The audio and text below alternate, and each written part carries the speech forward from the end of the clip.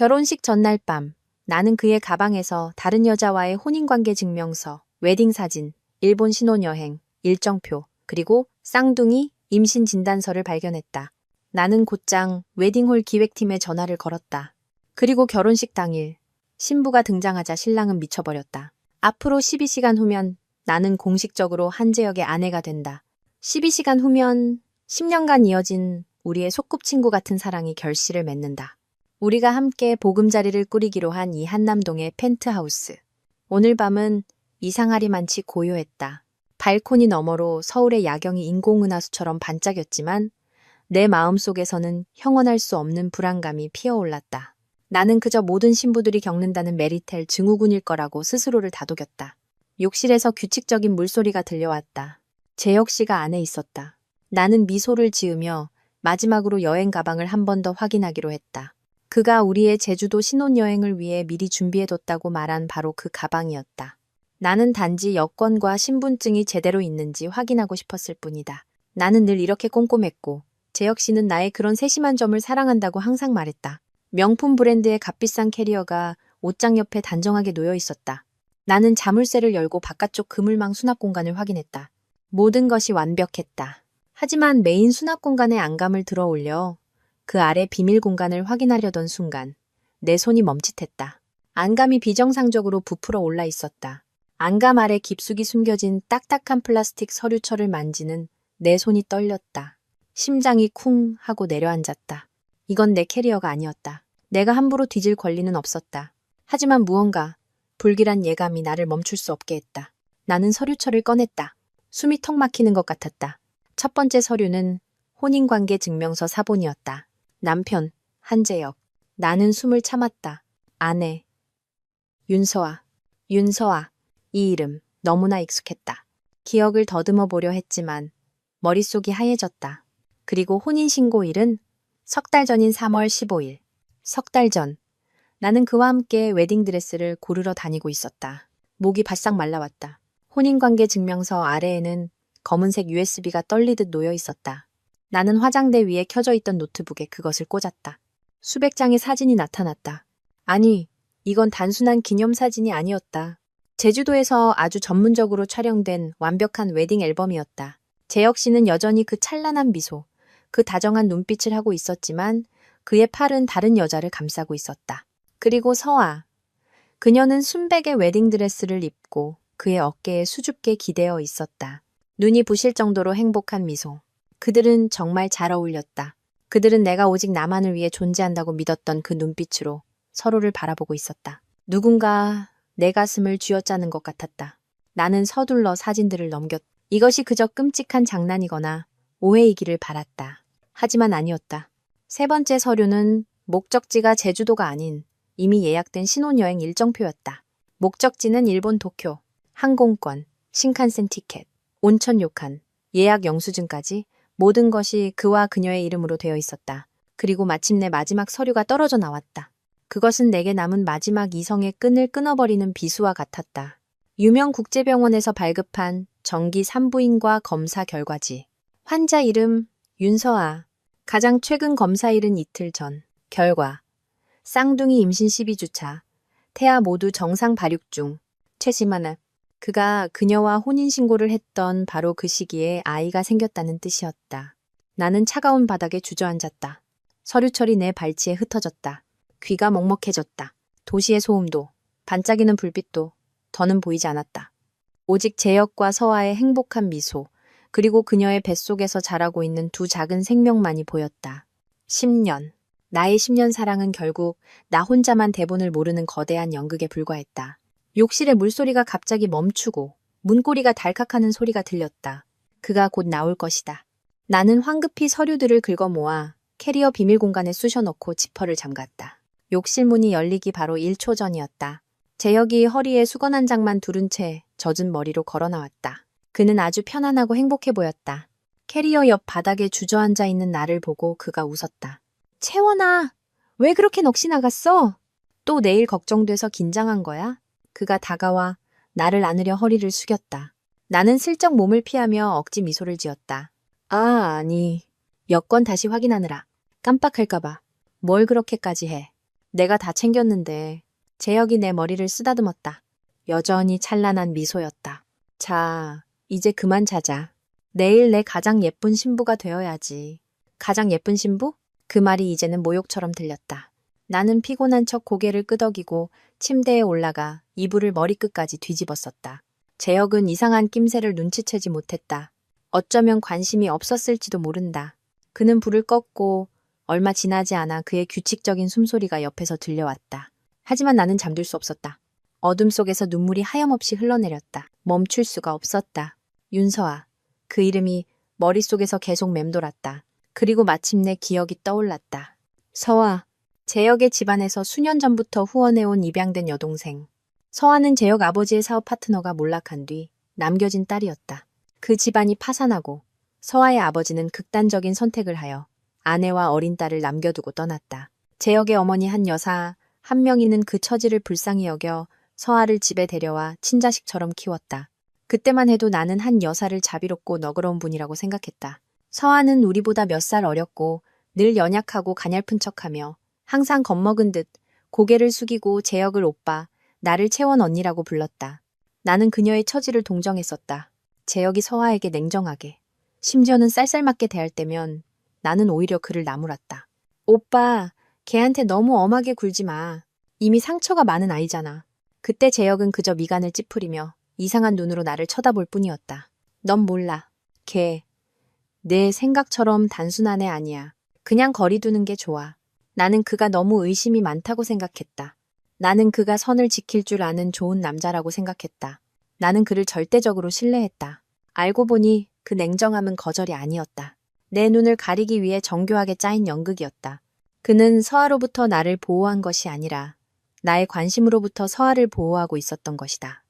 모든 조각들이 무섭도록 명확하게 맞춰지기 시작했다. 석 달 전, 재혁은 중요한 계약을 위해 싱가포르로 급히 출장을 가야 한다고 했다. 회사의 미래가 걸린 계약이라고 했다. 그는 거의 일주일 동안 자리를 비웠다. 알고 보니 그때 그는 서아의 손을 잡고 혼인신고를 하러 갔던 것이다. 한 달 전, 그는 제주도의 새로운 리조트 프로젝트 부지를 답사하러 가야 한다고 했다. 업무 스트레스가 심하다며 지루한 설계도면 사진을 내게 보내주기도 했다.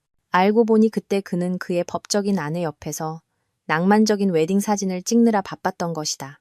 신혼여행지로 그는 내게 푸른 바다와 하얀 모래사장이 있는 제주도를 이야기했지만 뒤로는 서아와 함께 갈 도쿄행 티켓을 몰래 예매했다. 완벽한 계획, 모든 디테일이 계산된 사기극. 내가 10년 동안 사랑했던 남자, 나 자신보다 더 믿었던 그 남자가 이토록 유능한 연출가였다니.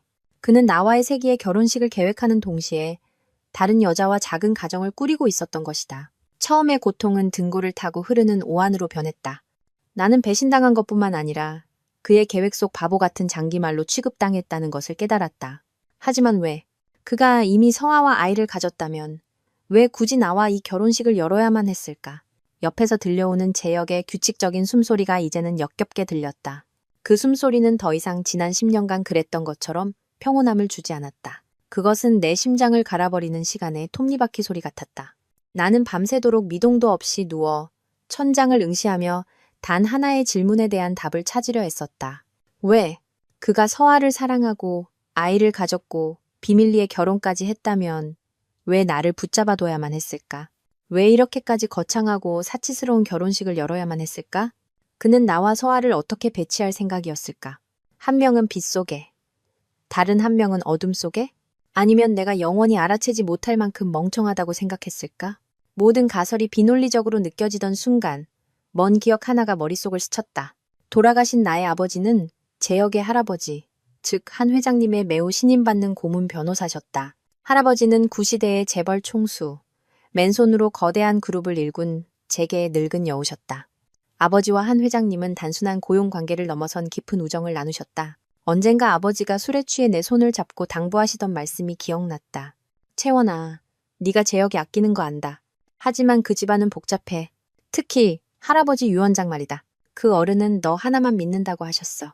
그때 나는 아버지가 너무 앞서 걱정하신다고 생각하며 웃어 넘겼지만 지금 아버지의 말씀 한마디 한마디가 귓가에 생생하게 울렸다. 아버지는 한 회장님이 자신의 자식들조차 포함해 아무도 믿지 않으셨다고 했다.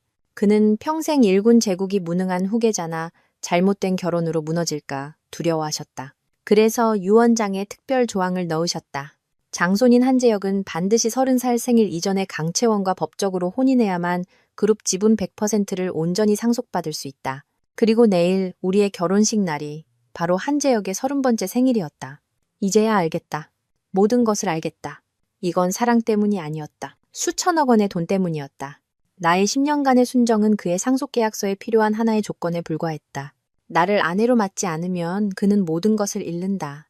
설상가상으로 유언장에는 만약 그가 나와 결혼하기 전에 중혼, 종혼을 하거나 혼외자를 둔 사실이 발각될 경우 상속조항은 즉시 무효가 된다고 명시되어 있었다. 등골이 오싹했다. 나는 단순한 배신자가 아니라 조직적인 사기꾼을 상대하고 있었던 것이다. 그는 이미 중혼죄를 저질렀다. 그는 주주들과 집안 어른들을 속이고 상속권을 합법화하기 위해 나와의 이 결혼식이 필요했던 것이다. 그리고 이제 왜 그 서류 처리 캐리어에 들어 있었는지도 알 것 같았다. 그건 실수가 아니었다. 계획된 함정이었다. 서아, 그 연약해 보이던 여동생이 일부러 내가 보게 만든 것이다. 그녀는 내가 뭘 하길 원했을까? 내가 분노하고 질투에 눈이 멀어 마지막 순간에 이 결혼식을 취소하기를 바랐을 것이다. 내가 파혼하면 재혁은 유언장 조건을 충족시키지 못해 재산을 모두 잃게 된다. 하지만 동시에 그는 나에게서 벗어날 수 있게 되고 유일한 법적 아내인 서아는 당당하게 그의 곁을 차지하게 된다. 일석이조. 그녀는 나와 재혁 모두를 파멸시키고 싶었던 것이다. 그들은 나를 너무 얕봤다. 내가 울고불고 매달리며 절망 속에서 그를 추궁할 것이라고 생각했겠지. 대학 시절 사소한 다툼 때마다 내가 그랬던 것처럼. 하지만 그들은 몰랐다. 이 극한의 배신은 나를 무너뜨리지 않았다. 오히려 무서울 정도로 나를 냉정하게 만들었다. 나는 아주 조심스럽게 침대에서 몸을 일으켰다. 차가운 원목 바닥을 맨발로 밟으며 거실로 나갔다. 도시의 불빛은 여전히 찬란했지만 내 눈에는 그저 영혼 없는 빛의 점들로 보일 뿐이었다. 휴대폰을 집어들자 화면이 밝아졌다. 새벽 2시. 나는 6개월 동안 나와 직접 일해온 웨딩 이벤트 회사의 김 팀장님에게 전화를 걸었다. 신호음이 2번 울리고 저쪽에서 잠긴 목소리가 들려왔다. 여보세요, 채원 씨? 무슨 일이에요? 급한 일이에요? 나는 심호흡을 하며 목소리를 평소처럼, 심지어는 약간 들뜬 것처럼 유지하려 애썼다. 팀장님, 이 시간에 죄송해요. 너무 떨려서 잠이 안 와서요. 근데 갑자기 좋은 아이디어가 떠올랐어요.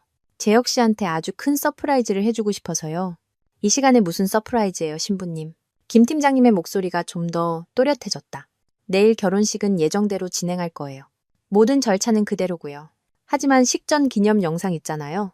그걸 좀 바꾸고 싶어요. 제가 방금 훨씬 더 감동적이고 의미 있는 영상을 완성했거든요. 지금 바로 파일 보내드릴 테니 그걸로 바꿔주시고 재혁 씨한테는 절대 비밀로 해주실 수 있죠? 김 팀장님과의 통화를 마친 후 나는 거실의 어둠 속에 잠자코 앉아 있었다. 수십억 원을 호가하는 이 펜트하우스는 재혁의 성공과 우리 미래의 상징이었다. 이제 내게는 금박을 입힌 새 장에 불과했다. 그가 이곳에서 내게 청혼하며 아이들의 웃음소리가 가득한 가정을 약속했을 때 나는 얼마나 행복했던가. 모든 것이 치밀하게 투자된 연극이었다. 서아는 내가 파혼하길 바랐지만 나는 그렇게 하지 않을 것이다.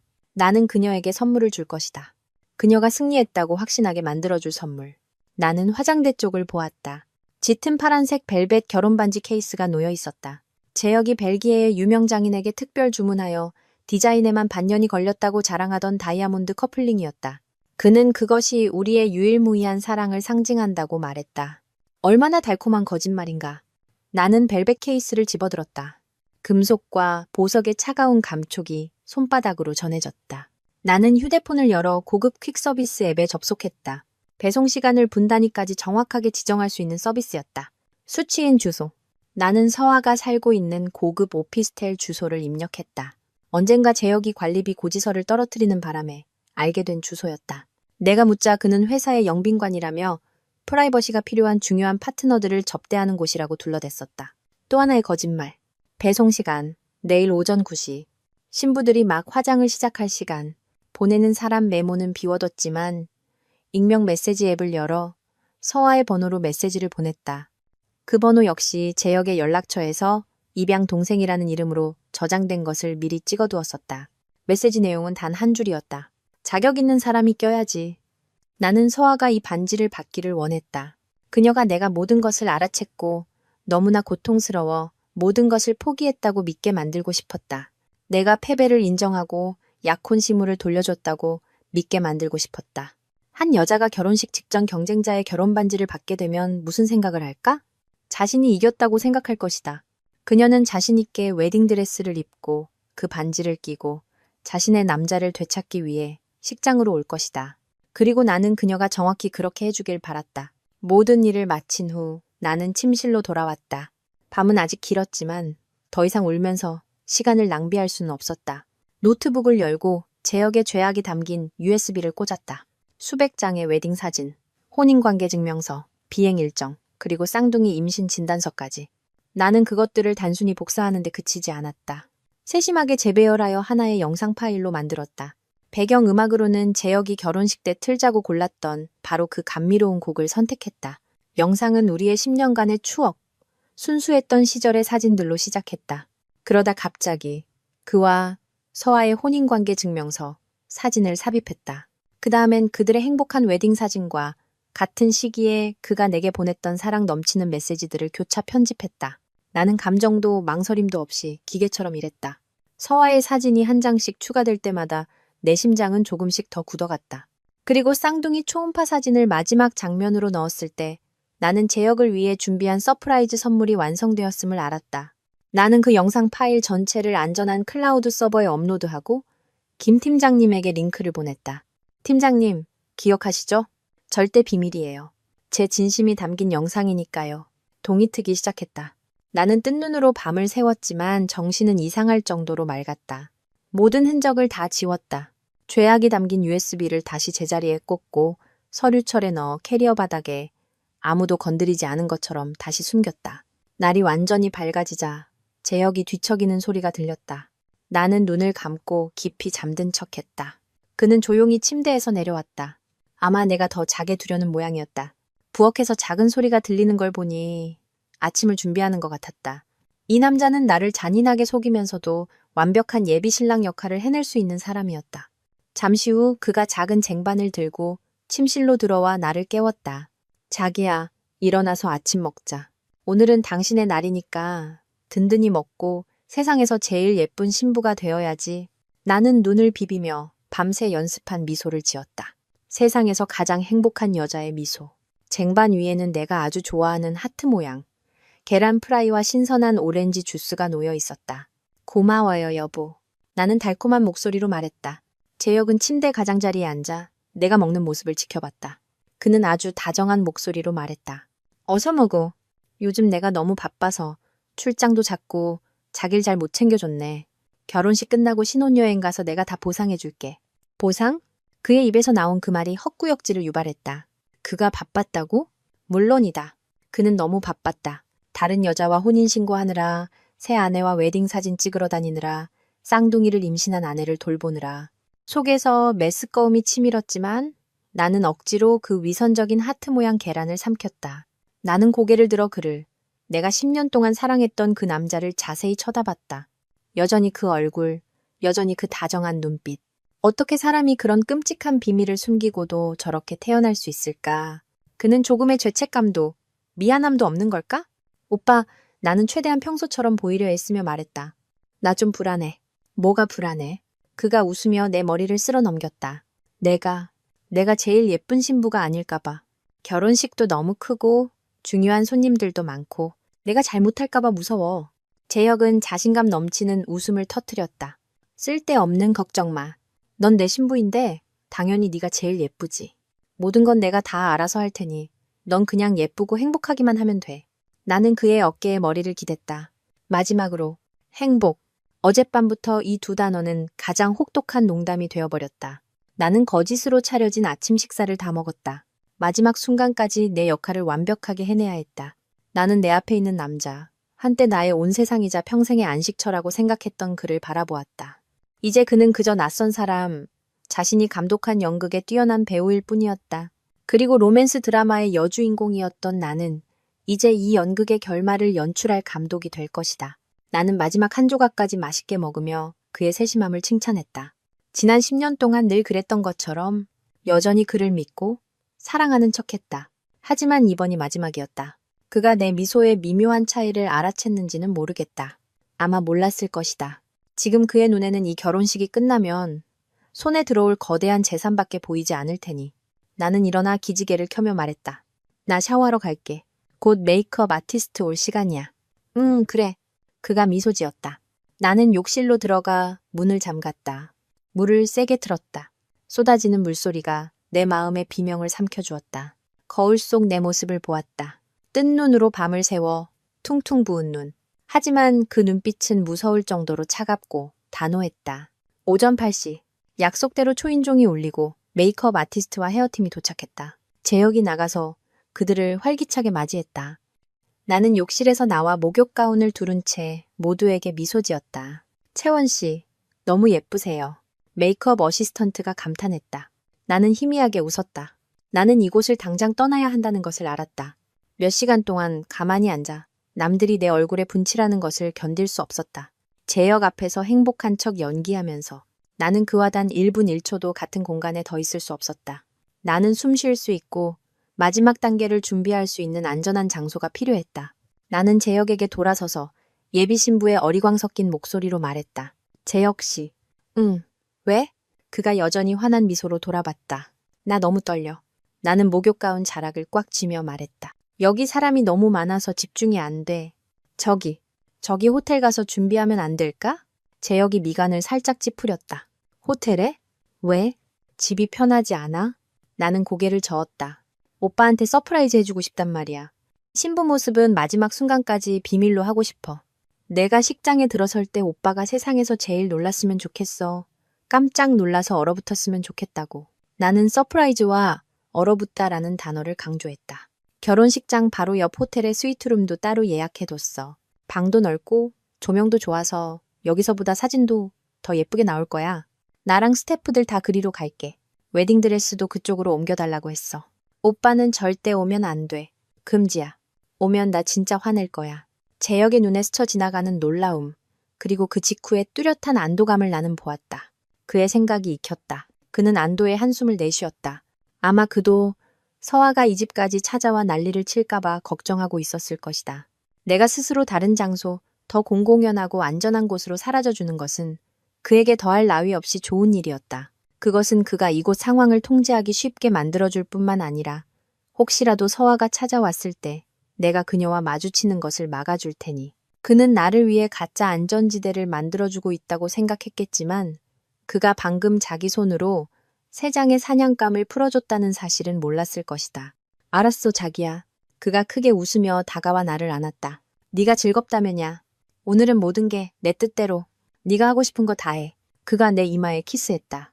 뼛속까지 시릴 정도로 차갑게 느껴지는 키스였다. 나는 움찔하지 않으려 애썼다. 그럼 나 바로 갈게. 오빠는 집에서 준비하고 식장에 먼저 가 있어. 나는 서둘러 그의 팔을 풀며 말했다. 나는 메이크업 팀을 향해 돌아섰다. 다들 고생 많으세요. 우리 호텔로 가요. 제 짐은 저쪽 방에 있어요. 좀 옮겨주세요. 나는 재빨리 간단한 원피스로 갈아입고 어젯밤부터 준비해둔 핸드백을 들었다. 안에는 휴대폰, 지갑, 여권, 그리고 모든 증거가 담긴 작은 외장 하드뿐이었다. 나는 문을 나서며 재혁에게 손을 흔들었다. 식장에서 봐요, 내 사랑. 응, 식장에서 봐. 사랑해. 재혁도 손을 흔들었다. 만족스러운 미소. 무거운 금속. 엘리베이터 문이 천천히 닫히며 그의 위선적인 미소와 죄책감 어린 눈빛을 가렸다. 문이 닫히자마자 내 입가의 미소도 사라졌다. 나는 결혼식장에서 불과 몇 걸음 떨어진 호텔의 최고급 스위트룸에 도착했다. 넓은 방, 통유리창 너머로 도시 전경이 한눈에 들어왔다. 메이크업 팀은 신속하게 도구를 펼쳤다.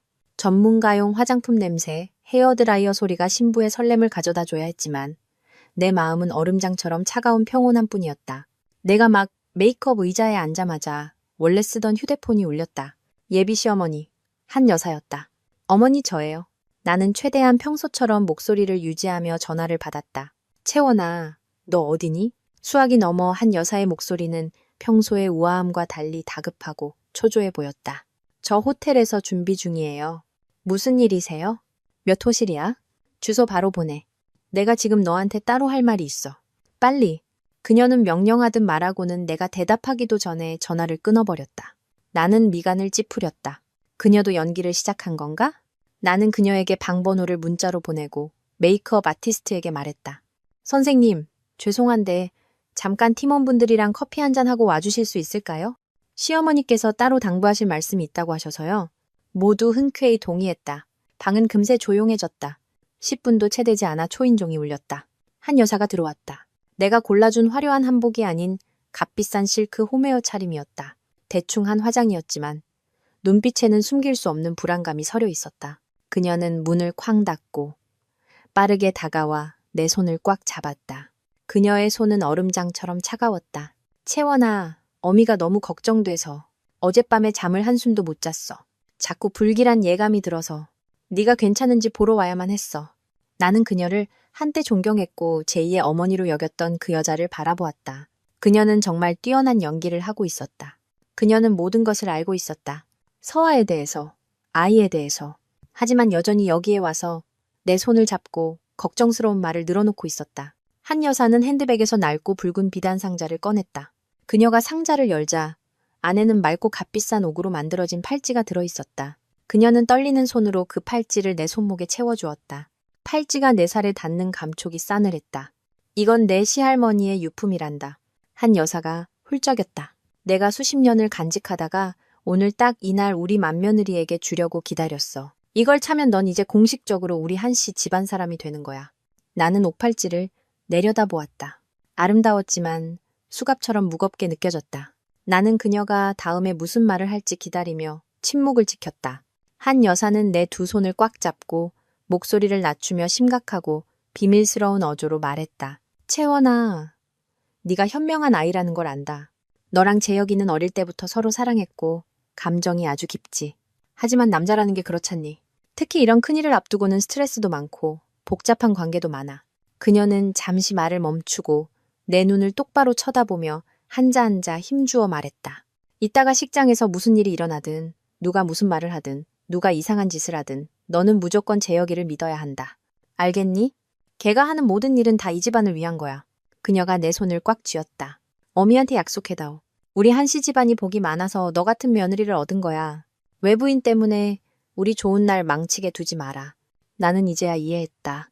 이건 당부가 아니었다. 경고이자 사전 작업이었다. 그녀는 서아가 와서 난리를 칠까봐 두려워했고 그래서 미리 내게 진정제를 놓으러 온 것이다. 내가 무슨 일을 보더라도 이 결혼식이 끝날 때까지는 이를 악물고 참아서 그녀의 아들이 재산을 상속받게 하려는 속셈이었다. 나는 천천히 그녀의 손에서 내 손을 뺐다. 고개를 들어 활짝 웃었다. 효심 깊은 며느리의 미소. 알겠어요, 어머니. 걱정 마세요. 어머니 실망시켜드리지 않을게요. 무슨 일이 있어도 오늘 좋은 날 완벽하게 치러낼게요. 한 여사는 천근만근의 짐을 내려놓은 듯 안도의 한숨을 내쉬었다. 그래, 그래야지. 어미는 널 믿는다. 그녀는 서둘러 일어나 옷매무새를 가다듬었다. 자, 난 이만 준비하러 가볼게. 너도 늦지 않게 화장하렴. 그녀는 올 때처럼 빠르게 떠났다. 방문이 닫히자마자 내 입가의 미소도 사라졌다. 나는 옥팔찌를 풀어 테이블 위에 올려두었다. 나는 스태프들을 다시 불렀다. 메이크업 아티스트가 자신의 일을 시작했다. 나는 눈을 감고 그들이 내 얼굴에 분칠하는 대로 내버려 두었다. 마음을 비우려 했었다. 향긋한 파우더 냄새, 부드러운 브러쉬가 피부를 스치는 감촉. 나는 마치 남들이 조종하는 대로 움직이는 목각인형 같았다. 나중에 모든 것이 끝난 후에야 알게 되었다. 한 여사가 내게 그 차가운 옥팔찌를 채워주고 있던 바로 그 시각. 멀지 않은 다른 고급 오피스텔에서도 또 다른 막장 드라마가 절정을 향해 치닫고 있었다. 정확히 오전 9시 서아의 오피스텔 초인종이 울렸다. 밤새 초조함과 불안감으로 뜬 눈으로 지샌 그녀는 황급히 문을 열었다. 배달원이 그녀에게 짙은 파란색 벨벳 상자를 건넸다. 재혁이 선택했던 바로 그 브랜드의 결혼 반지 상자였다. 안에는 다이아몬드 커플링이 반짝이고 있었고 그 직후 서아의 휴대폰은 내가 보낸 익명 메시지를 받았다. 자격 있는 사람이 껴야지. 서아는 망연자실했다. 내 친구 보라가 알아본 바에 따르면 서아는 즉시 내가 모든 것을 알아챘다고 믿었다. 그녀는 내가 너무나 고통스럽고 굴욕적이어서 도망치기로 결심했다고 믿었다. 이 선물은 나의 항복 선언이자 약혼시무대 반환이었다. 승리는 바로 눈앞에 있었다. 서아가 가장 먼저 한 일은 재혁에게 전화하는 것이었다. 그녀는 승리를 확인하고 싶었지만 그 시각 재혁은 로비에서 귀한 손님들을 맞이하느라 바빴다. 그는 전화를 받을 수 없었다. 부재중 전화. 서아에게 그것은 가장 확실한 확인 신호였다. 재혁은 신부가 도망가서 당황하고 있는 것이다. 지금이 바로 그녀의 기회였다. 보라는 서아가 1초도 낭비하지 않았다고 했다. 그녀는 즉시 웨딩홀의 김 팀장에게 전화를 걸었다. 서아의 목소리는 공포와 동정심으로 가득했다. 팀장님, 저 서아예요. 큰일 났어요. 채원 언니가 저랑 재혁 오빠 사이의 일을 알아버렸어요. 언니가 도망갔어요. 이 결혼식 취소되면 안 되잖아요. 손님들도 다 중요한 분들이고 할아버지 유언장 문제도 걸려 있는데 재혁 오빠가 재산 다 잃으면 저 죽일지도 몰라요. 서아는 전화기 너머로 흐느꼈다. 완벽한 피해자 연기였다. 그리고 어젯밤 댁에서 미리 언지를 받은 김 팀장님도 자신의 역할을 완벽하게 해냈다. 김 팀장님은 서아가 완전히 믿도록 전화기에 대고 소리쳤다. 세상에, 정말이에요? 큰일 났네. 그럼 어떡해요? 손님들 다 오셨는데. 팀장님, 서아가 다급하게 말했다. 제가 예비신부가 될게요. 재혁 오빠가 모든 걸 잃게 둘 수는 없어요. 저 지금 가는 중이에요. 저도 웨딩드레스 있어요. 준비 좀 도와주세요. 제가 이번에 재혁 오빠를 구하는 셈 칠게요. 알았어요. 알았어요, 서아 씨. 김 팀장님은 아주 급한 목소리로 답했다. 빨리 와요.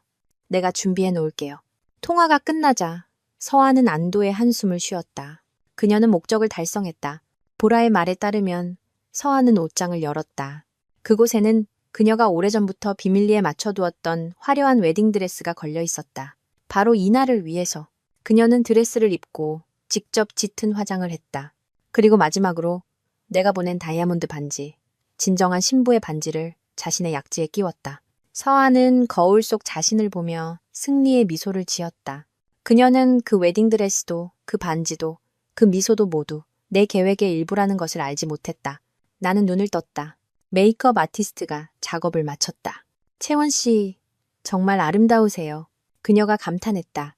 나는 거울 속의 나를 보았다. 완벽하게 화장된, 아름답지만 차가운 얼굴. 눈빛에는 한 점의 흔들림도 없었다. 나는 웨딩드레스를 입지 않았다. 여전히 심플한 원피스 차림이었다. 나는 일어나 시계를 보았다. 오전 10시. 식장에 하객들이 입장하기 시작할 시간이었다. 나는 호텔 스위트룸에 앉아 있었지만 그 사실을 알 수 있었다. 내 휴대폰이 울리기 시작했기 때문이다. 재혁이었다. 액정 화면에 내 사랑 재혁규이라는 이름이 깜빡였다. 10년 전에 내가 저장한 이름. 지금 보니 이보다 더한 아이러니는 없었다. 나는 전화를 받지 않았다. 계속 울리도록 내버려뒀다.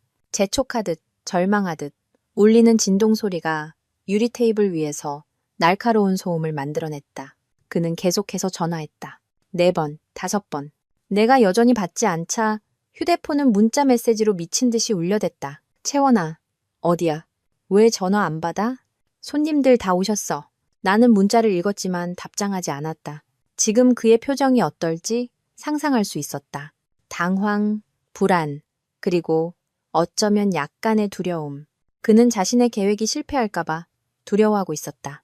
또 다른 문자가 왔다. 나한테 뭐 화난 거 있어? 전화 좀 받아. 장난 그만해. 오늘 우리 좋은 날이잖아. 우리 좋은 날? 속이 쓰려왔다.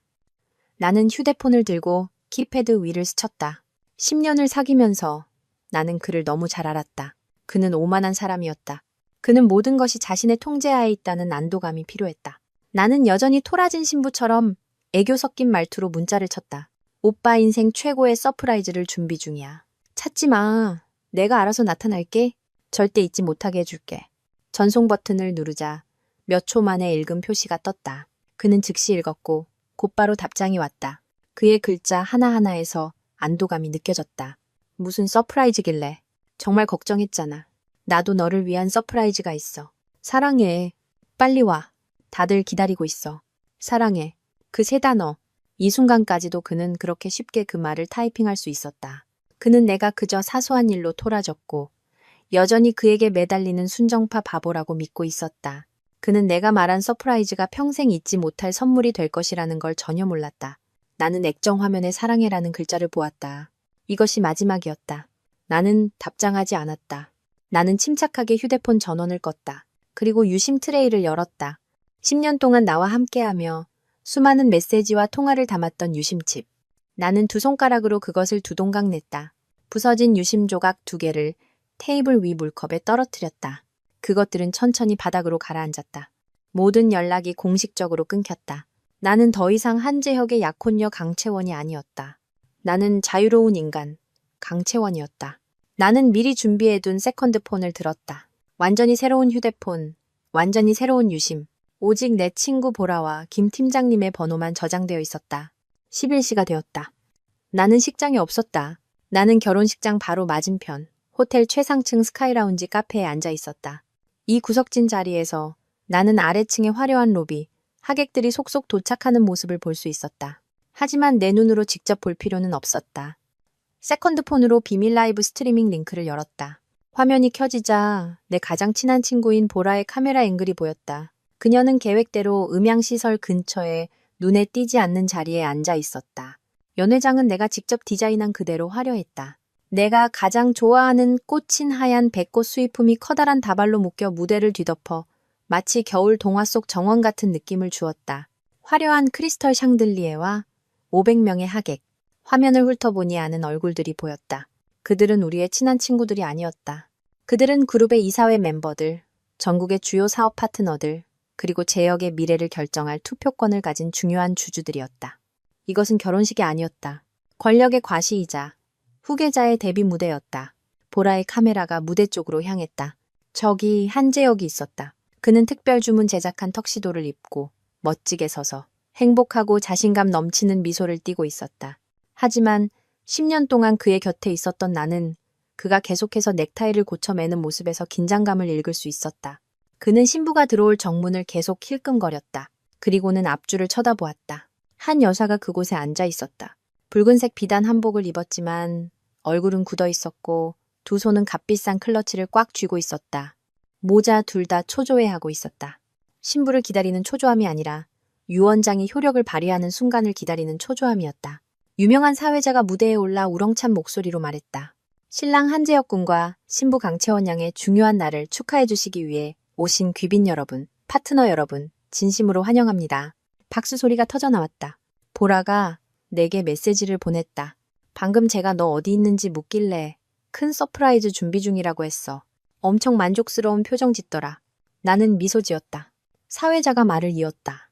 두 사람은 10년간의 사랑을 키워온 현대판 동화의 주인공입니다. 자, 이제 아름다운 신부를 맞이하기에 앞서 두 사람의 사랑의 여정 중 가장 기억에 남는 순간들을 담은 아주 특별한 영상을 함께 보시겠습니다. 뒤쪽에 거대한 LED 스크린을 주목해 주십시오. 보라의 카메라가 재혁의 얼굴을 클로즈업했다. 그는 심호흡을 하고 가슴을 폈다. 가장 환한 미소를 지었다. 한때 나를 매료시켰던 그 미소. 500명의 하객들로부터 축복과 찬사를 받을 준비를 하고 있었다. 그는 자신의 등 뒤에 있는 100제곱미터 크기의 LED 스크린을 올려다보며 기다렸다. 식장 전체의 조명이 꺼지고 오직 스크린에만 빛이 집중되었다. 감미로운 음악이 흘러나왔다. 내가 고른 바로 그 음악이었다. 나는 찻잔을 들고 심호흡을 했다. 김 팀장님에게 메시지를 보냈다. 시작해주세요, 팀장님. 나는 국화차를 한 모금 마셨다. 혀끝에 씁쓸한 맛이 맴돌았지만 그 덕분에 이상할 정도로 침착함을 유지할 수 있었다. 휴대폰 화면에는 보라의 카메라가 선명한 영상을 계속해서 보내오고 있었다. 식장 조명이 꺼지고 감미로운 음악이 흘러나왔다. 맞다. 내가 고른 음악이었다. 재혁의 등 뒤 100제곱미터 크기의 거대한 LED 스크린이 환하게 켜졌다. 처음 나타난 것은 7살 때 나와 그가 함께 찍은 사진이었다. 초등학교 정문 앞에서 찍은 꾀죄죄한 두 아이. 이어서 10년간의 추억들이 흘러나왔다. 하얀 교복을 입었던 고등학생 시절부터 풋풋했던 대학 시절, 그리고 사회 초년생 때 떠났던 첫 여행까지. 화면 너머로 재혁의 미소가 보였다. 만족스럽고 자랑스러운 미소. 그는 자신의 완벽한 시나리오에 흠뻑 빠져 있었다. 이것이 내가 준비한 달콤한 서프라이즈 영상이라고 생각하고 있었다. 그가 앞줄을 힐끔거리는 것이 보였다. 중요한 주주들이 고개를 끄덕이며 감탄하고 있었다. 후계자의 지위를 공고히 하기에 너무나 완벽한 동화 같은 러브스토리. 아래쪽에서 감탄 섞인 웅성거림이 들려왔다. 정말 보기 드문 사랑이군. 신부가 참 예쁘고 마음씨도 곱네. 나는 미소 지었다. 메인 요리는 이제부터 시작이었다. 절정으로 치닫던 음악이 갑자기 뚝 끊겼다. 화면이 1초간 암전되었다. 아래쪽에서 불안한 웅성거림이 들려왔다. 재혁의 미소가 굳어졌다. 그는 스크린을 돌아본 뒤 얼굴을 찌푸리며 기술팀 쪽을 쳐다보았다. 기술적인 문제라고 생각하는 모양이었다. 그리고 화면이 다시 켜졌다. 우리의 추억 사진이 아니었다. 검은 턱시도를 입은 재혁이 순백의 웨딩드레스를 입은 다른 여자의 허리를 감싸고 있는 최대한 확대된 웨딩 사진이었다. 배경은 몽환적인 제주도의 숲. 식장 전체가 침묵에 잠겼다가 곧 경악에 찬 웅성거림으로 폭발했다. 저게 누구야? 영상 잘못 튼 거 아니야? 신부는 저 사람 아닌데? 저 여자, 낯이 익은데. 보라의 카메라는 즉시 재혁에게 향했다. 그의 미소는 완전히 사라졌다. 그는 마치 벼락이라도 맞은 듯 굳어서서 새하얗게 질린 얼굴로 스크린을 뚫어져라 쳐다보고 있었다. 그는 한 걸음 뒤로 물러서며 무의식적으로 고개를 저었다. 아니, 잘못 튼 거 아니야, 오빠. 나는 혼잣말을 했다. 앞줄에 한 여사가 보였다. 그녀는 몸을 앞으로 숙인 채 앞 좌석의 등받이를 꽉 쥐고 있었다. 그녀의 얼굴빛이 변했다. 영상은 멈추지 않고 계속되었다. 다른 웨딩 사진들이 연달아 나타났다. 재혁과 서아가 호숫가에서 깊이 키스하는 모습, 재혁이 서아를 안아들고 초원을 달리는 모습, 수백 장의 사진이 그들의 행복한 순간들을 기록하고 있었다. 나를 속이고 쌓아 올린 행복. 세상에, 저거 한 여사 집에서 후원하던 서아 아니야? 누군가의 목소리가 보라의 카메라에 잡힐 만큼 크게 들려왔다. 재혁은 패닉에 빠지기 시작했다. 그는 기술팀을 향해 손을 들고 소리쳤다. 멈춰. 야녀동, 당장 끄라고. 하지만 그의 목소리는 음악 소리에 묻혀버렸다. 새로운 음악, 나의 10년 사랑에 바치는 장송곡처럼 슬프고 구슬픈 음악이 흘러나왔다. 재혁의 외침은 소용없었다. 내 지시를 받은 김 팀장님이 음향조명 제어실 문을 안에서 잠가버렸다. 재혁이 문을 두드려도 아무도 개입할 수 없었다. 거대한 LED 스크린은 잔인하게 진실을 폭로하는 자신의 임무를 계속했다. 낭만적인 웨딩 사진 시리즈가 끝나고 화면은 단순한 흰색 배경으로 바뀌었다.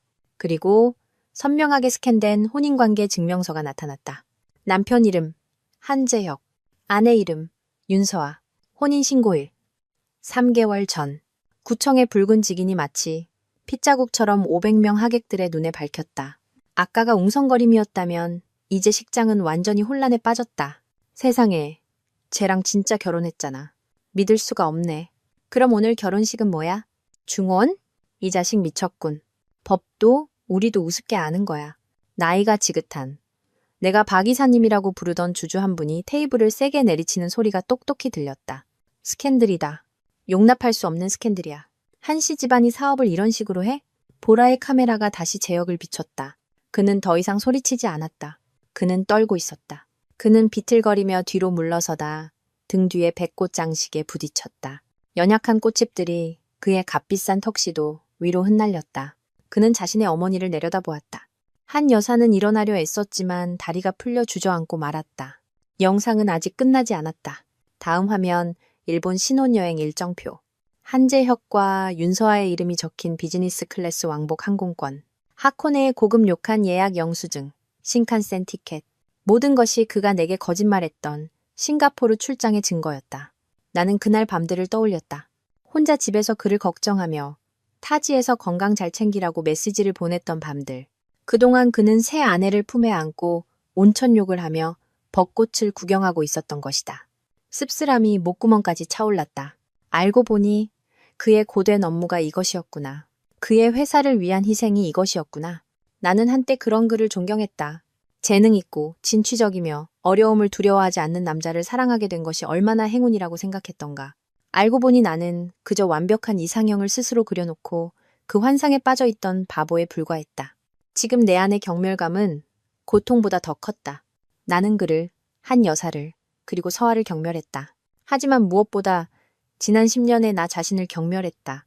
화려한 정장을 입은 손님들, 값비싼 보석을 한 사모님들은 이제 더 이상 품위를 지키지 못했다. 그들은 모두 일어섰고 많은 휴대폰이 무대를 향해 들어 올려져 이 굴욕적인 광경을 모두 담고 있었다. 그들은 주주이자 파트너였다. 그들은 단순한 연애 스캔들이 아니라 한 후계자의 몰락을 보고 있었다. 그들은 사업에서의 사기를 보고 있었다. 재혁이 10년 사귄 약혼녀를 속일 수 있다면 그들 또한 속일 수 있었다. 비즈니스에서 가장 소중한 가치인 신뢰가 산산조각 났다. 화면이 다시 한번 암전되었다. 식장 안의 웅성거림과 수군거림은 구슬픈 배경 음악 소리를 압도할 정도로 커졌다. 사람들은 연극이 끝났다고 생각했겠지만 아니, 나에게는 아직 마지막 선물이 남아 있었다. 몇 초간의 소름 끼치는 침묵 후 화면이 다시 밝아졌다. 이번에는 웨딩 사진도 항공권도 아니었다. 최대한 확대된 흰 A사 용지 한 장. 국제병원의 정기 산부인과 검사 결과지였다. 환자 이름, 윤서아. 그리고 내가 일부러 붉은 원으로 강조 효과를 준 마지막 결론 한 줄. 초음파 결과, 쌍둥이 임신 12주차, 태아 발육 정상. 혼인관계 증명서가 폭탄이었다면 이 쌍둥이 임신 진단서는 핵폭발이었다. 식장의 500명 하객 모두가 동시에 숨을 참았다. 라이브 스트리밍 화면 너머로도 느껴질 만큼 무겁고 절대적인 침묵. 쌍둥이. 그냥 아이를 가진 것도 아니고 쌍둥이였다. 그는 나와의 결혼식 전에 이미 다른 여자와 후계자를, 그것도 둘이나 만든 것이다. 보라의 카메라를 통해 제역이 보였다. 그는 더 이상 떨지 않았다. 그는 그저 미동도 없이 서 있었다. 그는 스크린에 쌍둥이라는 글자를 뚫어져라 쳐다보고 있었다. 그의 얼굴에는 핏기 하나 없었다. 한 여사가 보였다. 그녀는 완전히 정신을 잃었다. 주변 사람들이 그녀를 깨우려 하고 있었다. 그리고 시나리오대로 음악이 완전히 멈췄다.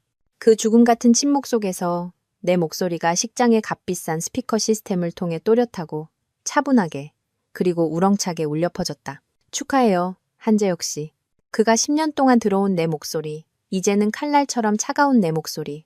이 선물, 나는 잠시 뜸을 들였다. 마음에 들었으면 좋겠네요. 내 목소리가 끝나자마자 거대한 LED 스크린이 꺼졌다. 즉시 식장은 아수라장이 되었다. 비명, 욕설, 의자가 넘어지는 소리. 모든 사람들이 일어섰고 휴대폰이 버섯처럼 솟아올랐다. 그들은 제역을, 기절한 한 여사를, 분노에 차 테이블을 두드리는 주주들을 찍었다. 보라가 내게 떨리는 손으로 메시지를 보냈다.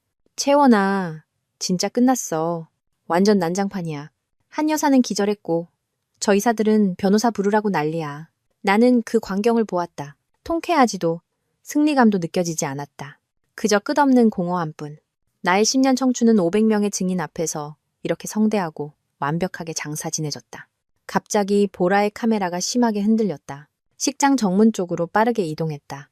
보라가 음성 메시지로 소리쳤다. 세상에, 채원아, 윤서아, 쟤 진짜 왔어. 웨딩드레스 입고 왔다고. 바로 그때 혼란의 폭풍 한가운데 제역이 산산조각 난 조각상처럼 무대 위에 서 있고 한 여사가 현장에서 응급처치를 받고 있을 때 원래 내가 들어왔어야 할 식장의 정문이 활짝 열렸다. 윤서아가 서 있었다. 그녀는 하얀 백꽃 아치 아래 값비싼 오프숄더 웨딩드레스를 입고 화려하게 서 있었다. 머리는 높게 올리고 완벽하게 화장을 했으며 그녀의 약지에는 내가 보낸 다이아몬드 반지가 반짝이고 있었다. 그녀는 마치 영광의 연단에 오르는 여왕처럼 왔다. 라이브 스트리밍 화면을 통해 서아가 심호흡하는 것이 보였다. 그녀는 안의 혼란을 보지 못했다. 하객들의 경악에 찬 표정을 보지 못했다. 그녀는 오직 무대 위에 서 있는 자신의 남자만을 보았다. 아마 그녀는 영상이 끝난 직후에 도착했을 것이다. 그녀는 소란을 들었고 그것이 신부인 내가 도망쳐서 생긴 소란이라고 생각했을 것이다. 그녀의 계획대로 그녀는 지금이 자신의 순간이라고 생각했다. 그녀가 나타나 제역을 스캔들에서 구출하고 당당히 자신의 자리를 차지할 순간이라고. 그녀는 반지를 받았고 김 팀장님에게 전화로 확인까지 했다. 그녀는 내가 100% 패배자라고 확신했다. 가장 환한 미소, 승자의 미소를 지으며 서하는 꽃이 뿌려진 하얀 카펫 위를 걷기 시작했다. 중혼 스캔들로 경악하던 500쌍의 눈이 이제 그녀에게 쏠렸다. 그들의 눈빛은 감탄이 아니었다. 호기심, 경멸, 그리고 연민이었다. 세상에 누군가 중얼거렸다. 저 여자잖아. 영상 속 그 여자, 임신했다는. 뻔뻔하기도 하지. 여기까지 오다니. 웅성거림이 다시 이전보다 더 크게 일어났다. 서아의 미소가 굳어지기 시작했다. 그녀는 무언가 잘못됐다는 것을 깨달았다. 왜 다들 저런 눈으로 자신을 쳐다보는 걸까? 왜 아무도 박수를 치지 않는 걸까? 그리고 왜 자신의 남자 제역이 저런 눈빛으로 자신을 쳐다보는 걸까? 그것은 구원받은 자의 안도감 어린 눈빛이 아니었다. 그것은 증오의 눈빛이었다. 막다른 길에 몰린 맹수가 자신을 벼랑 끝으로 민 자를 바라보는 눈빛. 하지만 서아는 이미 반 이상을 걸어왔다. 그녀는 돌아설 수 없었다. 그녀는 여전히 미소를 지으려 애쓰며 떨리는 목소리로 최대한 크게 말했다. 제 역시 나예요? 내가 왔어요. 그녀는 여전히 내가 도망쳤고 자신이 그 빈자리를 채우러 왔다고 생각하고 있었다. 재혁은 그녀를 자신의 법적 아내이자 쌍둥이 아이들의 어머니이자 자신을 죽음으로 몰아넣은 그녀를 쳐다보았다. 서한은 계속해서 무대 위로 올라와 재혁을 향해 손을 내밀며 연극 같은 목소리로 말했다. 재혁 씨, 두려워하지 마요. 내가 여기 있잖아요. 내가 당신의 진짜 아내예요. 그녀의 말이 끝나자마자 식장 전체가 폭발하는 듯했다. 나는 여전히 최상층 카페에 미동도 없이 앉아 있었다. 휴대폰 화면 너머로 식장의 광경은 최악의 비극 희극과 다를 바 없었다. 서화의 말, 내가 당신의 진짜 아내예요 라는 말이 스피커를 통해 날카롭게 울려 퍼졌다. 그것은 재혁이라는 화약통에 불을 붙인 도화선 같았다. 나는 그를 내가 10년 동안 사랑했던, 내게 한 번도 큰 소리 친 적 없었던 그 남자를 보았다. 이제 그의 얼굴은 뒤틀려 있었다. 수치심, 상속 계획의 붕괴, 500명 앞에서 당한 굴욕, 모든 것이 압축되었다. 그리고 서화, 그의 법적 아내이자 쌍둥이를 임신한 그녀가 바로 이 순간에 나타나 그의 모든 부인할 희망을 꺾어버리는 마지막 살아있는 증거가 되었다. 그는 서화를 남편의 눈빛이 아닌 원수의 눈빛으로 바라보았다. 꺼져. 보라의 카메라가 멀리 있어서 소리는 잘 들리지 않았지만 그의 입모양을 읽을 수 있었다. 이를 악물고 뱉어낸 단 한마디. 서화는 얼어붙었다. 그녀는 아마 재혁이 달려와 자신을 껴안고 만약 내가 거기 있었다면 나를 손가락질하며 그녀가 진정한 사랑이라고 선언하는 장면을 상상했을 것이다. 그녀는 이런 단어를 받게 될 줄은 상상도 못했을 것이다. 오빠! 서화가 당황하며 그래도 앞으로 나아가려 했다. 재혁 씨, 나 오빠 도우러 온 거야. 채원 언니는 도망갔잖아. 꺼지라고 했잖아. 이번에는 그의 고함 소리가 들렸다. 그리고 지난 10년 동안 감히 상상조차 해본 적 없는 장면이 펼쳐졌다. 신사적인 후계자, 나의 다정했던 남자 재혁이 손을 들었다. 찰싹! 소리가 군중의 소음을 뚫고 선명하게 울려 퍼졌다. 그 따기는 너무나 강해서 서화의 고개가 완전히 돌아갔다. 그녀는 휘청거렸다. 내가 보낸 다이아몬드 반지가 그녀의 손에서 날아가 무대 위를 대굴대굴 굴렀다. 하지만 재혁은 멈추지 않았다. 분노가 그를 짐승으로 만들었다. 그는 자신의 쌍둥이를 임신한 여자, 서화를 거칠게 밀쳤다. 이 망할 년, 다 너 때문이야. 네가 내 모든 걸 망쳤어. 서화는 높은 하이힐을 신고 있었고 2미터 가까이 되는 무대는 백꽃으로 장식되어 매우 미끄러웠다. 재혁의 힘은 너무 강했다.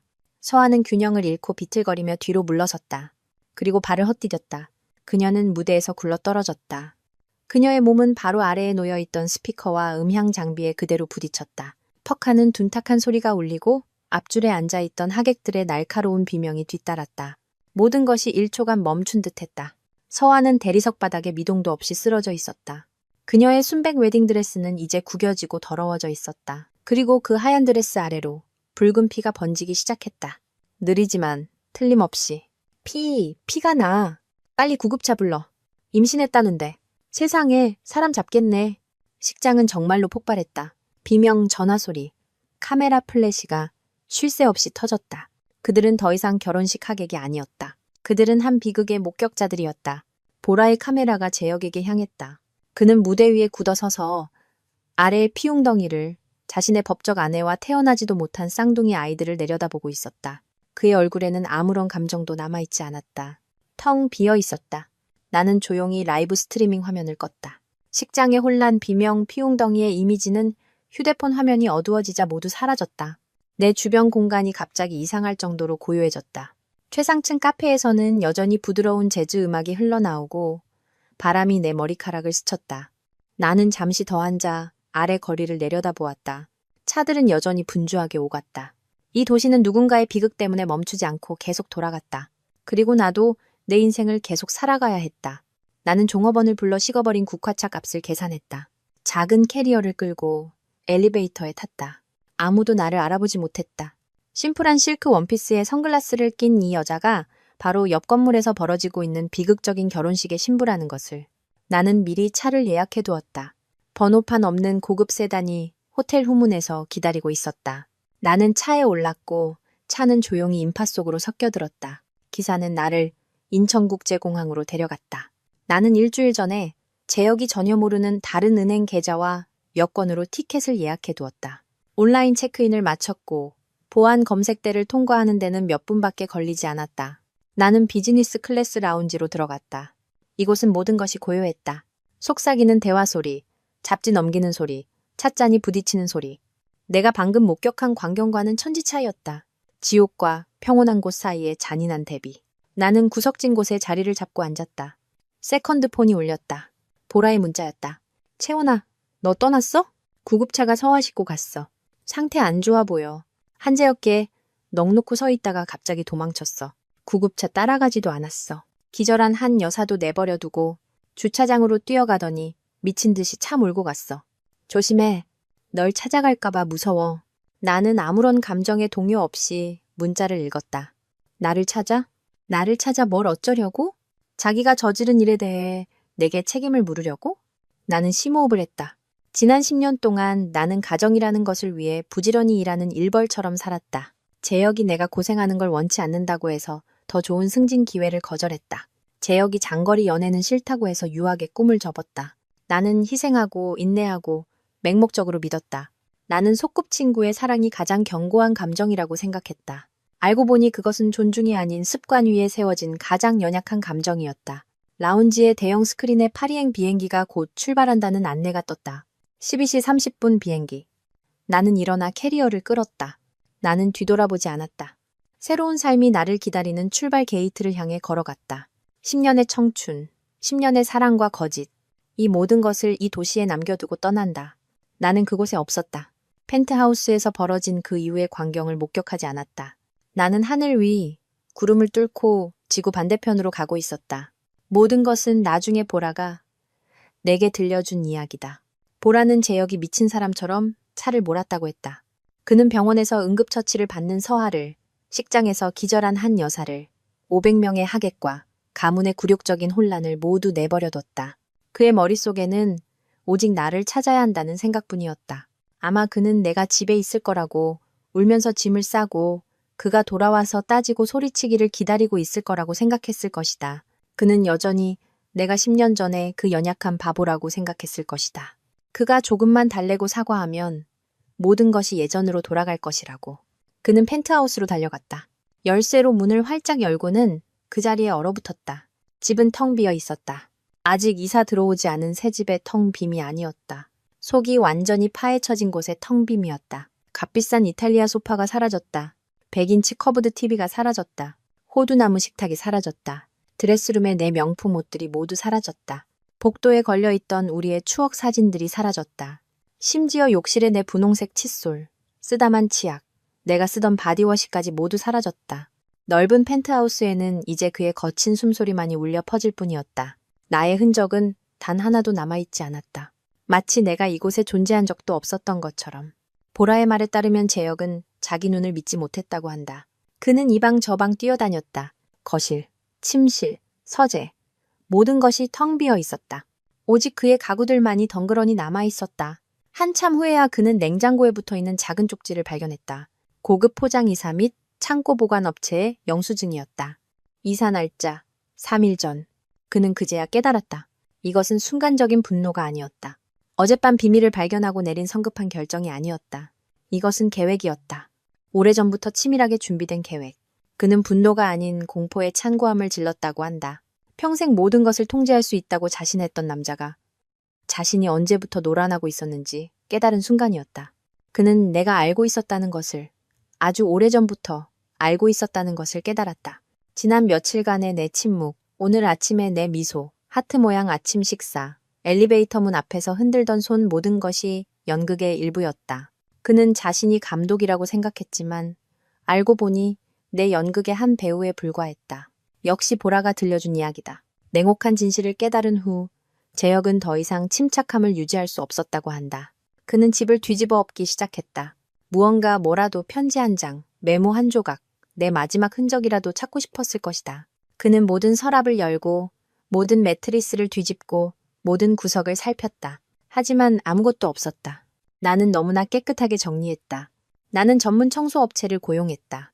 그들은 이 펜트하우스를 내 익숙한 향수 냄새조차 남지 않을 때까지 닦아냈다. 차가운 세제 냄새만이 남았을 뿐. 그는 텅 빈 거실 한가운데 주저앉아 절망적으로 내 이름을 외쳤다고 한다. 그리고 그는 그것을 보았다. 불과 몇 시간 전 그가 나를 다정하게 바라보며 마지막 아침 식사를 했던 바로 그 유리 식탁 위에 유일하게 남겨진 것. 그것은 사진 한 장이었다. 화려한 웨딩 사진도 호화로운 여행 사진도 아니었다. 우리의 첫 번째 사진이었다. 10년 전, 우리가 겨우 19, 20살 대학생이었을 때 찍은 사진. 사진 속 나는 오후 햇살 아래 눈을 가늘게 뜨고 환하게 웃고 있었고, 그는 내 어깨에 팔을 두른 채 순진하고 자랑스러운 미소를 짓고 있었다. 그 사진은 한때 내게 보물이었고, 가장 순수했던 사랑의 증거였다. 하지만 이제 그 사진은 반으로 찢겨 있었다. 가위로 자른 깔끔한 단면이 아니었다. 손으로 거칠게 찢은 자국이었다. 마치 찢는 사람이 온 힘을 다한 것처럼 내 모습이 담긴 반쪽은 사라졌고 남은 반쪽만이 테이블 위에 놓여 있었다. 순진한 미소를 띤 재혁이 옆에 텅 빈 공간을 팔로 감싸 안고 있는 모습만이 보라는 재혁이 떨리는 손으로 그 반쪽짜리 사진을 집어들었다고 했다. 그는 찢겨나간 옆에 빈 공간을 뚫어져라 쳐다보았다. 그는 울지 않았다. 그저 미친 듯이 목이 쉰 채로 텅 빈 아파트에 울려 퍼지는 웃음을 터뜨렸다고 한다. 그는 이제야 알았다. 나는 단순히 이사간 것이 아니었다. 그를 떠난 것이 아니었다. 나는 내 인생의 10년에서 그를 지워버린 것이었다. 나는 과거를 찢어버렸다. 내게 속한 반쪽은 내가 가져갔다. 그에게 속한 반쪽은 돌려주었다. 그에게 거짓과 공허함, 그리고 다시는 내가 존재하지 않을 미래를 돌려주었다. 재혁은 손가락 마디가 하얘질 정도로 반쪽 사진을 꽉 쥐었다. 그리고 그는 테이블에 얼굴을 파묻었다. 한때 나의 온 세상이라고 생각했던 그의 넓은 어깨가 격렬하게 떨리기 시작했다고 한다. 재혁이 찢어진 사진 옆에서 무너지고 있을 때 나는 그에게서 수만 킬로미터 떨어진 곳, 10시간이 넘는 비행기 안에서 비즈니스 클래스의 얇은 담요에 몸을 말고 잠을 청하려 애썼지만 잠들 수 없었다. 서아가 쓰러지던 모습, 대리석 바닥에 번지던 피웅덩이가 계속 나를 괴롭혔다. 나는 통쾌하지 않았다. 그저 두려웠다. 재혁의 광기가 두려웠고 내 계획의 잔인함이 두려웠다. 내가 떠난 후 일어난 모든 일은 보라가 내게 들려준 이야기다. 내가 파리에 정착한 후 보라는 재혁이 그 텅 빈 아파트에서 오래 무너져 있지 않았다고 했다. 그가 절망적인 광기에 빠져 있을 때 2통의 전화를 받았다고 한다. 그의 인생의 모든 문을 공식적으로 닫아버린 2통의 전화. 첫 번째 전화는 병원에서 걸려왔다. 응급실 간호사가 차가운 목소리로 통보했다. 윤서아 환자 보호자분 되십니까? 환자분이 높은 곳에서 떨어져 중상을 입었습니다. 저희가 최선을 다했지만 태아를 지키지 못했습니다.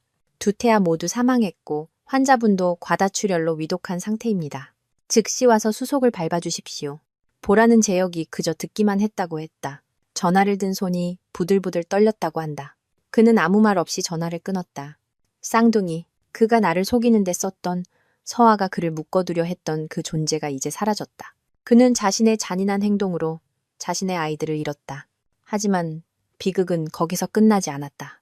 그가 그 소식을 채 소화하기도 전에 휴대폰이 다시 울렸다. 이번에는 낯선 번호였지만 그의 할아버지 유언장을 관리하는 법무법인 사무실 번호였다. 가문의 고문 변호사, 나도 몇 번 뵌 적 있는 나이 든 남자였다. 감정 없는 목소리로 짧게 통보했다. 한재혁 씨, 통보할 것이 있어 전화드렸습니다. 오늘 오전 웨딩홀에서 있었던 일에 근거하여 이사회와 주주 전원이 보는 앞에서 당신은 고한 회장님의 유언장 조항을 심각하게 위반했습니다. 재혁은 그제야 정신이 든 듯 목이 쉰 목소리로 으르렁거렸다고 한다. 무슨 소리야? 변호사는 태연하게 말을 이었다. 유언장에는 당신이 30살 생일 이전에 강채원 양과 법적으로 혼인해야 한다고 명시되어 있습니다. 오늘이 당신의 30번째 생일입니다. 하지만 당신은 윤서아 양과 이미 법적으로 혼인한 중혼 행위가 발각되었고 동시에 그룹의 명예와 브랜드 가치에 직접적인 타격을 주는 심각한 도덕적 스캔들을 일으켰습니다. 강채원 양의 아버님께서 자문하셨던 조항에 따라 저희는 당신의 상속권을 무효화할 수밖에 없습니다. 무효화. 재혁이 소리쳤다. 그렇습니다. 이 순간부터 당신이 소유한 그룹의 지배 지분 전부는 고 회장님의 뜻에 따라 자선재단으로 양도됩니다. 당신은 더 이상 최대 주주가 아닙니다. 유감입니다. 변호사는 전화를 끊었다. 재혁은 텅 빈 아파트 바닥에 주저앉았다. 지난 10년, 그는 노력했고 연기했고 나를 속였다. 모든 것이 오늘을 위해서였다. 그는 모든 것을 갖고 싶어 했다. 가문의 재산, 완벽한 위장 아내인 나, 그리고 비밀스러운 애인 서아와 아이들까지. 하지만 단 하루아침, 불과 몇 시간 만에 그는 나를 잃고 쌍둥이 아이들을 잃고 전 재산을 잃었다. 그는 과거를 잃고 미래를 잃고 현재마저 잃었다. 그의 손에 남은 것은 찢어진 반쪽 사진뿐이었다. 나는 늦은 오후에 파리에 도착했다. 도시는 차가운 가랑비로 나를 맞았다. 나는 오래된 돌길 위로 캐리어를 끌며 내가 작곡을 잃은 존재처럼 느껴졌다. 하지만 이상하게도 두렵지 않았다. 10년 만에 처음으로 나만의 공기를 마시는 기분이었다. 나는 자유로웠다. 그 후 며칠이 지나서야 나는 제역이 얼마나 미쳐 날뛰었는지 알게 되었다. 모든 것을 잃었다는 것을 깨달은 후 제혁은 서아를 보러 병원에 가지도 그룹의 혼란을 수습하러 가지도 않았다. 그는 모든 것을 내버려 둔 채 오직 나를 찾아야 한다는 강박에 사로잡혔다. 아마 그건 더 이상 사랑이 아니었을 것이다. 패배자의 옥이었다.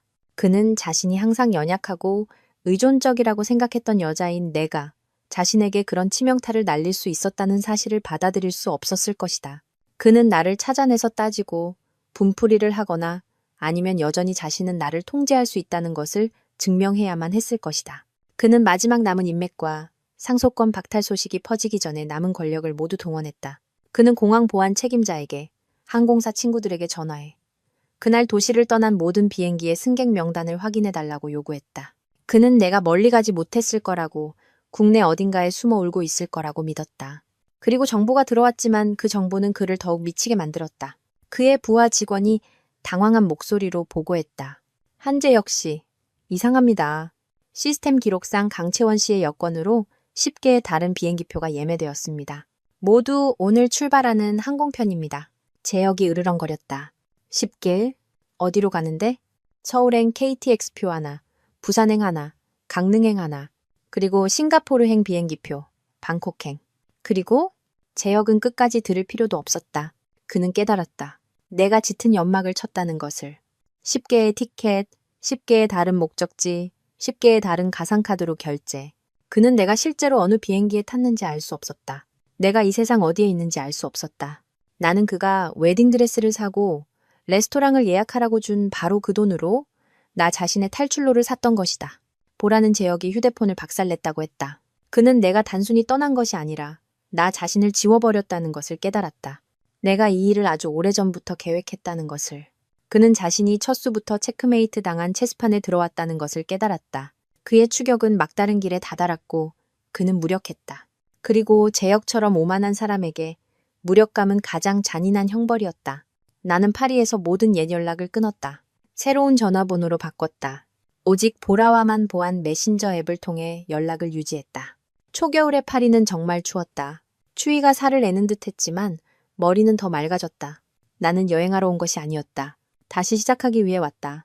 나는 오래된 말에 지구의 돌로 포장된 골목과 아침마다 향긋한 빵 냄새가 나는 곳에 있는 작고 낡았지만 아늑한 다락방을 빌렸다. 나는 과거의 모든 것을 버리는 것으로 새로운 삶을 시작했다.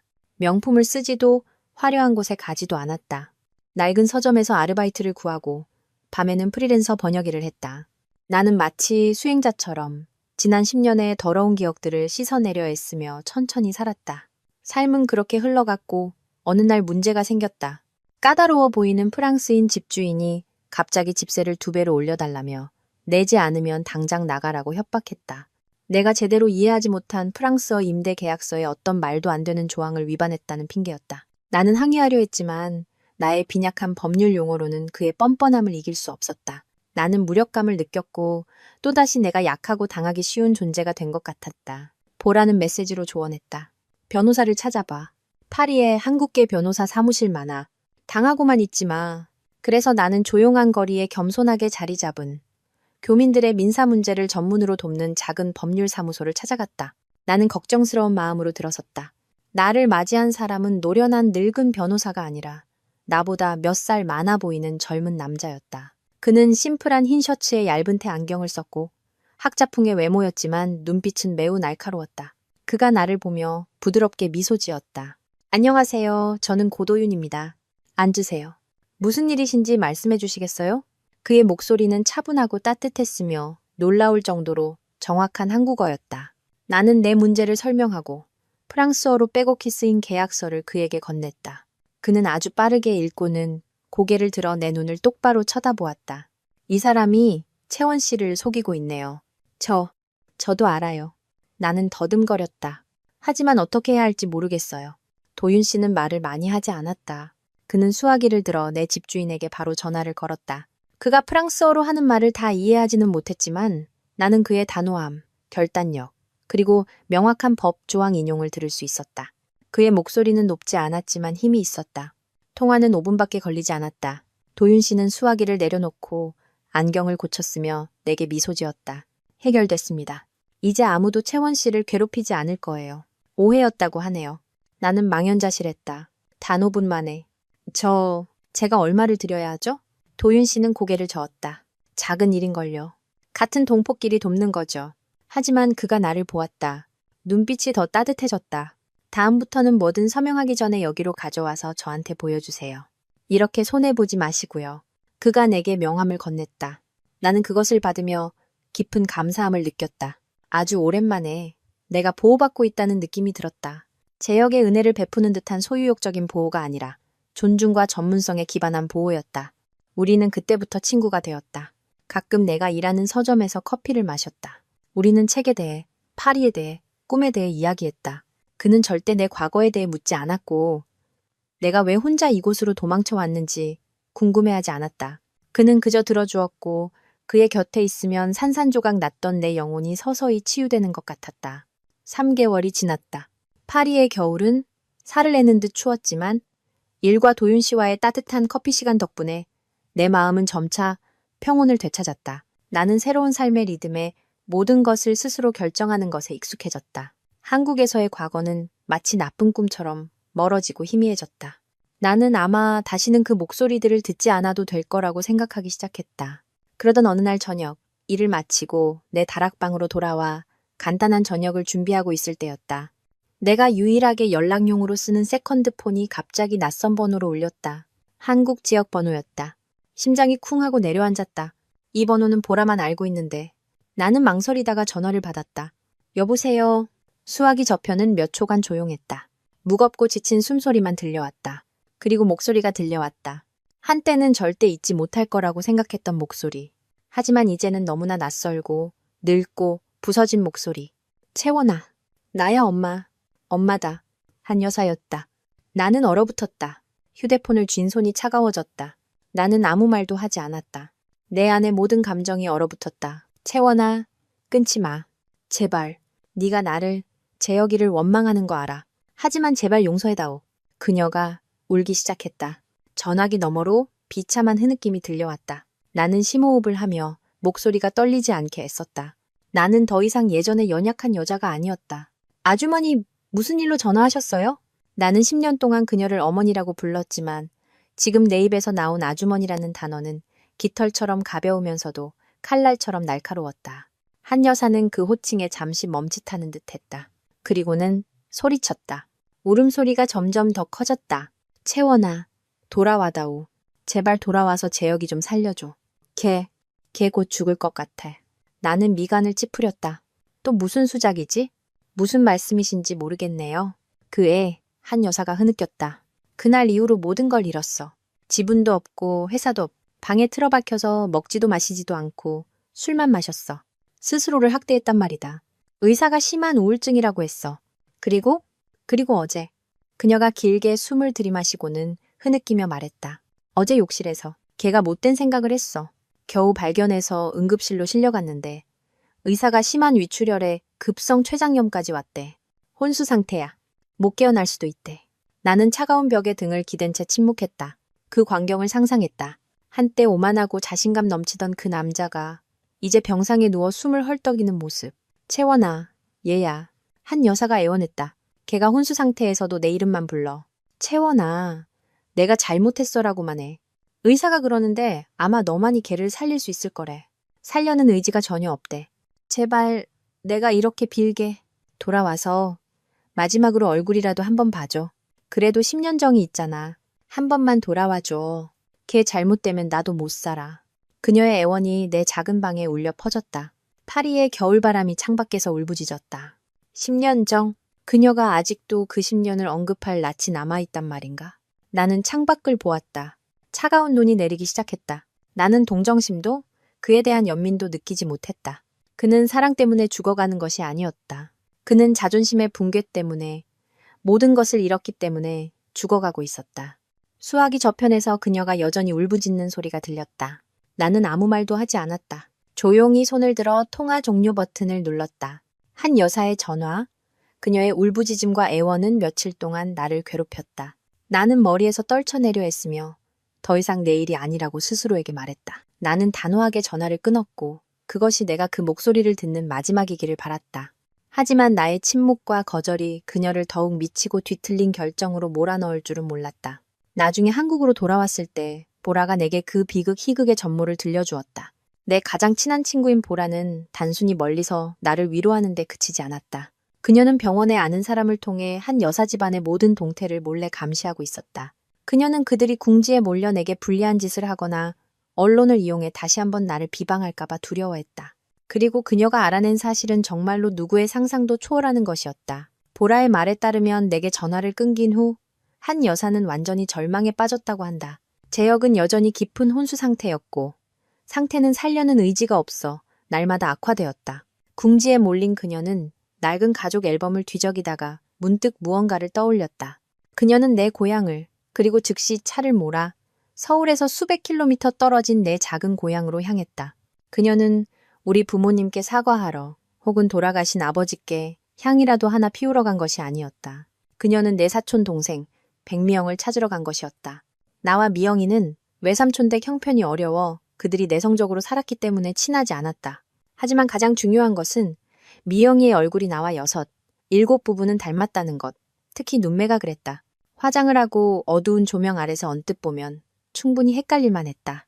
한 여사는 좁은 골목 깊숙이 있는 낡은 단층집, 외삼촌 댁을 찾아갔다. 그녀는 모든 것을 잃은 사람의 초라한 모습이었지만 여전히 부유하게 살았던 사람의 기품을 숨기지 못한 채 다짜고짜 본론을 꺼냈다고 한다. 그녀는 애두르지 않았다. 낡고 다른 나무 식탁 위에 수표 한 장을 올려놓았다. 5천만 원. 보라는 그녀가 그렇게 제안했다고 했다. 미영이가 나 좀 도와줘야겠다. 채원이 인척하고 병원에 가서 재혁이한테 격려의 말 몇 마디만 해주면 돼. 걔가 정신만 차리고 살려는 의지만 생기면 이 5천만 원은 너랑 내가 줄 거다. 보라는 외삼촌 댁이 정말 가난했다고 했다. 외숙모와 외삼촌은 평생 고생만 하셨고 미영이도 고등학교만 졸업하고 집안일을 도왔다. 그렇게 큰 돈은 본 적도 없었다. 5천만 원은 그들에게 평생 꿈도 못 꿀 액수였다. 그들은 서로를 쳐다보았다. 눈빛에는 두려움과 유혹이 뒤섞여 있었다. 그들은 내가 재혁을 배신하고 결혼식 날 도망쳤다는 소문을 어렴풋이 들었다. 그들은 아마 내가 잘못했고 이것이 나를 대신해 잘못을 바로잡고 동시에 자신들의 가족을 도울 기회라고 생각했을 것이다. 미영이는 조금 망설였다. 그녀는 두려워했지만 한 여사가 무릎을 꿇고 울며 애원했다. 내가 이렇게 빌게. 내 아들 좀 살려줘. 걔 죽으면 나도 살 의미가 없어. 그냥 오빠 힘내요. 내가 돌아왔어요 라고만 하면 돼. 그것만으로 사람 하나 살리는 거야. 결국 너무나 큰 돈과 한 여사의 비참한 애원 앞에 미영이는 고개를 끄덕였다. 한 여사는 기뻐하며 즉시 미영이에게 옷을 사 입으라고 큰 돈을 주었다. 그녀는 미영이를 서울로 데려와 미용실에서 나와 똑같은 부드러운 웨이브 헤어스타일로 만들었다. 심지어 내가 결혼식 날 고용했던 메이크업 아티스트를 불러 미영이를 최대한 나와 닮게 화장해달라고 요구했다. 보라에게 이 이야기를 들었을 때 나는 소름이 돋았다. 그 어머니는 자신의 집착 때문에 어떤 수단과 방법도 가리지 않을 수 있었다. 그녀는 그것이 옳은지 그른지 미영이의 인격을 모독하는 것인지 나를 모욕하는 것인지 신경 쓰지 않았다. 그녀는 오직 자신의 아들이 깨어나기만 하면 되었다. 그녀는 나의 고통과 배신을 하나의 연극으로 만들고 낯선 사람을 고용해 대역을 맡긴 것이다. 그날 오후 미영이는 병원으로 끌려갔다. 그녀는 내가 자주 입던 베이지색 니트 원피스를 입고 떨리는 손으로 과일 바구니를 들었다. 그녀는 초조하고 두려운 마음으로 재혁이 온갖 기계에 둘러싸여 혼수 상태로 누워있는 VIP 병실로 들어갔다. 내가 보라에게 물었다. 그때 미영이 기분이 어땠을까? 보라는 자신이 돈을 좀 들여 친해진 그날 근무 간호사의 말을 빌려 미영이가 얼굴에 핏기 하나 없을 정도로 겁에 질렸다고 했다.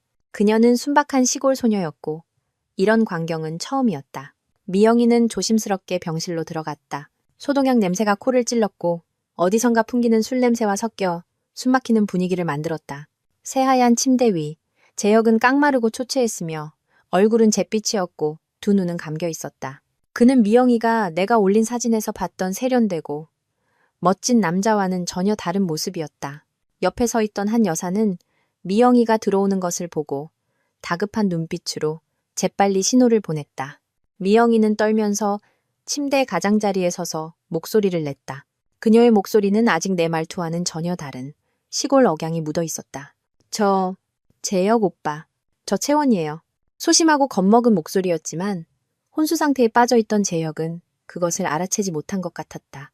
그는 너무 오랫동안 삶과 죽음의 경계에 있었다. 그는 그저 부름과 채원이라는 이름만 들었을 뿐이다. 그는 천천히 눈을 떴다. 흐릿하고 초점 없는 눈이 미영이를 멍하니 쳐다보았다. 그리고 그 눈에 희미한 빛이 스쳤다. 원래 나와 닮은 구석이 있던 미영이의 모습이 고열과 진정제의 혼미함 속에서 정말로 나로 보였을 것이다. 채원아? 그가 목이 쉰 목소리로 힘겹게 말했다. 정말 돌아왔구나. 그는 애써 수액줄이 얽힌 깡마른 팔을 뻗어 미영이의 손을 잡았다.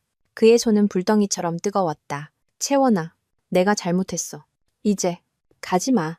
한 여사는 그 모습을 보고 두 손을 모으며 기쁨의 눈물을 흘렸다. 그녀는 서둘러 미영이를 의자에 앉히고 계속 말하라고, 계속하라고 신호를 보냈다. 미영이는 한 여사의 재촉에 또다시 더듬거렸다.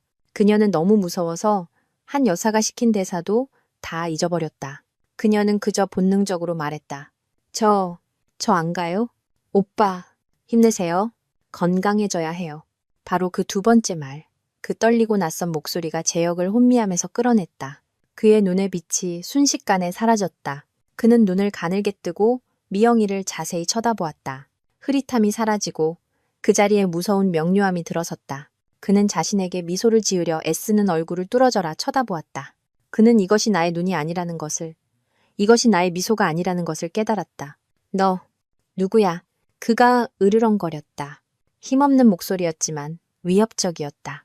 미영이는 화들짝 놀라 손을 뺐다. 저 채원인데요. 오빠, 저 못 알아보시겠어요? 아니야. 재혁이 갑자기 고함을 질렀다. 어디선가 분노가 치밀어 올라 그를 벌떡 일어나게 만들었다. 그는 팔에 꽂힌 수액 바늘을 뽑아버렸다. 피가 솟구쳐 미영이의 옷에 튀었다. 넌 그녀가 아니야? 넌 채원이가 아니라고. 그는 손을 휘둘러 옆 테이블에 약 쟁반을 쳐냈다. 금속이 바닥에 부딪히며 요란한 소리를 냈다. 꺼져! 당장 꺼져! 그는 테이블 위 화병을 집어들어 미영이에게 던졌다. 그녀는 비명을 지르며 간신히 피했다. 화병이 산산조각 났다. 한 여사가 달려들어 아들을 껴안았다. 재혁아, 왜 이래? 채원이 맞아. 걔가 정말 돌아왔다니까. 엄마도 날 속였어. 재혁이 돌아섰다. 핏발선 붉은 눈이 자신의 어머니를 향했다. 당신들 모두 날 속였어. 내가 그 정도로 멍청한 줄 알아? 꺼져. 다 꺼지라고? 그는 부상당한 짐승처럼 울부짖으며 손에 닿는 모든 것을 부숴버렸다. 그의 팔 상처가 벌어져 피가 뚝뚝 흘렀다. 소리를 듣고 간호사와 의사들이 달려들어왔다. 건장한 남자 4~5명이 겨우 그를 제압하고 강력한 진정제를 주사했다. 미영이는 공포에 질려 기절했고 간호사의 부축을 받아 밖으로 나갔다. 그녀는 깨어나자마자 울면서 당장 고향으로 돌아가겠다고 했다. 그녀는 더 이상 5천만 원이 필요 없었다. 한 여사의 대역 계획은 처참하게 실패했을 뿐만 아니라 재혁을 극도의 흥분 상태로 몰아 거의 죽음으로 몰고 갈 뻔했다. 나는 보라의 이야기를 들으며 마음이 차가워지는 것을 느꼈다. 나는 재혁을 동정하지 않았다. 나는 그저 거짓에 잠식된 인간이 결국 그 거짓에 의해 파멸하는 것을 보았을 뿐이다. 내가 한 여사의 전화를 끊고 대역 계획이 처참하게 실패한 것은 그녀를 막다른 길로 몰아넣은 것 같았다. 그녀는 내가 유일한 구원이라는 것을 알았고 나에 대한 정신적 테러를 시작했다. 그녀는 더 이상 전화를 걸지 않았다. 내가 받지 않을 것을 알았기 때문이다. 그녀는 낯선 번호로 여러 앱을 통해 내게 음성 메시지를 보냈다. 처음에는 재혁의 위독한 상태와 10년 정을 들먹이며 울고 애원했다. 내가 답하지 않자 메시지는 저주와 욕설로 바뀌었다. 이 피도 눈물도 없는 년, 이 독사 같은 년. 재혁이가 죽는다면 그건 다 너 때문이야. 돌아오지 않으면 평생 후회할 거다. 넌 절대 편히 살지 못할 거야. 더 끔찍한 것은 그녀가 사진을 보내기 시작했다는 것이다. 중환자실에 누워있는 재혁의 사진. 깡마르고 창백하고 온몸에 줄이 감겨있는 모습. 그가 광기 속에서 자해한 상처 사진. 그 사진들은 내 마음을 움직이지 못했다. 그저 역겨울 뿐이었다. 그녀는 아들의 위태로운 생명 자체를 무기로 삼아 나를 협박하고 괴롭히고 있었다. 나는 잠을 자기 시작했다. 서점에서의 저녁 시간. 더 이상 번역에 집중할 수 없었다. 아주 작은 메시지, 알림 소리에도 소스라치게 놀랐다. 나는 신경질적으로 변하고 피곤해졌다. 그리고 도윤 씨, 그는 그것을 눈치챘다. 그는 다그쳐 묻는 사람이 아니었다. 그는 그저 조용히 내 곁에서 내가 피곤해 보일 때 따뜻한 차 한 잔을 타주거나 그저 함께 침묵 속에 앉아 있을 뿐이었다. 어느 날 저녁 또다시 끔찍한 사진 메시지에 놀랐을 때 나는 더 이상 견딜 수 없었다. 나는 테이블에 얼굴을 파묻었고 어깨가 떨렸다. 나는 그에게 모든 것을 털어놓았다. 10년간의 사랑, 결혼식 전날 밤, 유언장, 쌍둥이, 그리고 매일 계속되는 이 정신적 테러까지. 도윤 씨는 아무런 판단 없이 들어주었다. 그는 내가 이야기를 다 마칠 때까지 붉어진 눈으로 고개를 들 때까지 침묵했다. 그가 나를 보았다. 단호하고 따뜻한 눈빛. 채원 씨, 도망치는 건 방법이 아니에요. 나는 고개를 들었다. 목이 쉰 목소리로 물었다. 그럼 제가 뭘 해야 하죠? 돌아가고 싶지 않아요. 채원 씨는 지금 그들에게 감정을 지배당하고 있어요. 도윤 씨가 말했다. 그의 목소리는 낮고 분명했다. 지구 반대편에 있는데도 그들은 여전히 죄책감과 두려움으로 채원 씨를 조종하고 있어요. 채원 씨가 스스로 그 끈을 끊지 않으면 그들은 절대 놓아주지 않을 거예요. 끊으라고요? 네. 그가 고개를 끄덕였다. 피하기만 하면 그들은 채원 씨가 여전히 신경 쓰고 영향을 받는다고 생각할 거예요. 침묵할수록 그들은 더 파고들겠죠. 한번 마주해야 해요. 모든 것을 분명히 말하고 끝내야 해요. 채원 씨가 두려워하지 않고 후회하지 않고 더 이상 관심 없다는 걸 보여줘야 해요. 나는 망설였다. 그곳으로 돌아가 그 사람을 마주하고 한때 나를 사랑했지만 잔인하게 속였던 그 어머니를 마주하는 것.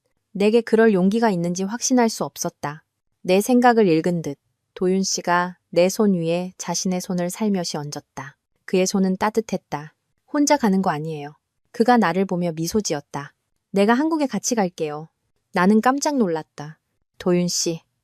하지만 여기 일은 원격으로 일할 수 있어요. 그가 미소 지었다. 게다가 고향에 있는 지사에서 처리해야 할 묵은 일도 좀 있고요. 내 여자가 혼자 폭풍우를 맞서게 둘 수는 없죠. 내 여자? 그의 그 말이 얼음장처럼 차가워졌던 내 마음에 온기를 불어넣었다. 그의 말이 맞았다. 나는 영원히 도망칠 수 없었다. 돌아가야 했다.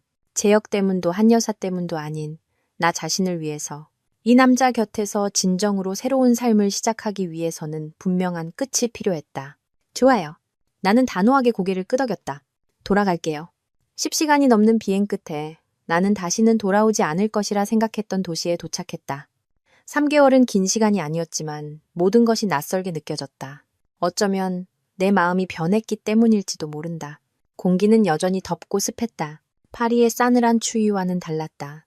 도윤 씨가 내 옆에서 캐리어를 끌었다. 그의 차분하고 든든한 모습이 전쟁터로 향하는 내 마음에 안정을 주었다. 우리는 호텔로 갔다. 나는 완전히 새로운 번호로 한 여사에게 전화를 걸었다. 그녀는 마치 지난 3개월 동안 이 전화만을 기다린 사람처럼 즉시 받았다. 여보세요, 누구세요? 저 채원이에요. 내 목소리는 평온했다. 그녀는 숨을 참았다가 기쁨에 겨워 목소리가 갈라지며 소리쳤다. 채원아, 네가 정말 돌아왔구나. 어디니? 당장 병원으로 와. 재혁이가 병원에는 가지 않겠어요? 나는 그녀의 말을 차갑게 끊었다. 돌아온 건 분명히 이야기하기 위해서예요. 장소를 정하세요. 아주머니와 그 사람 단둘만요.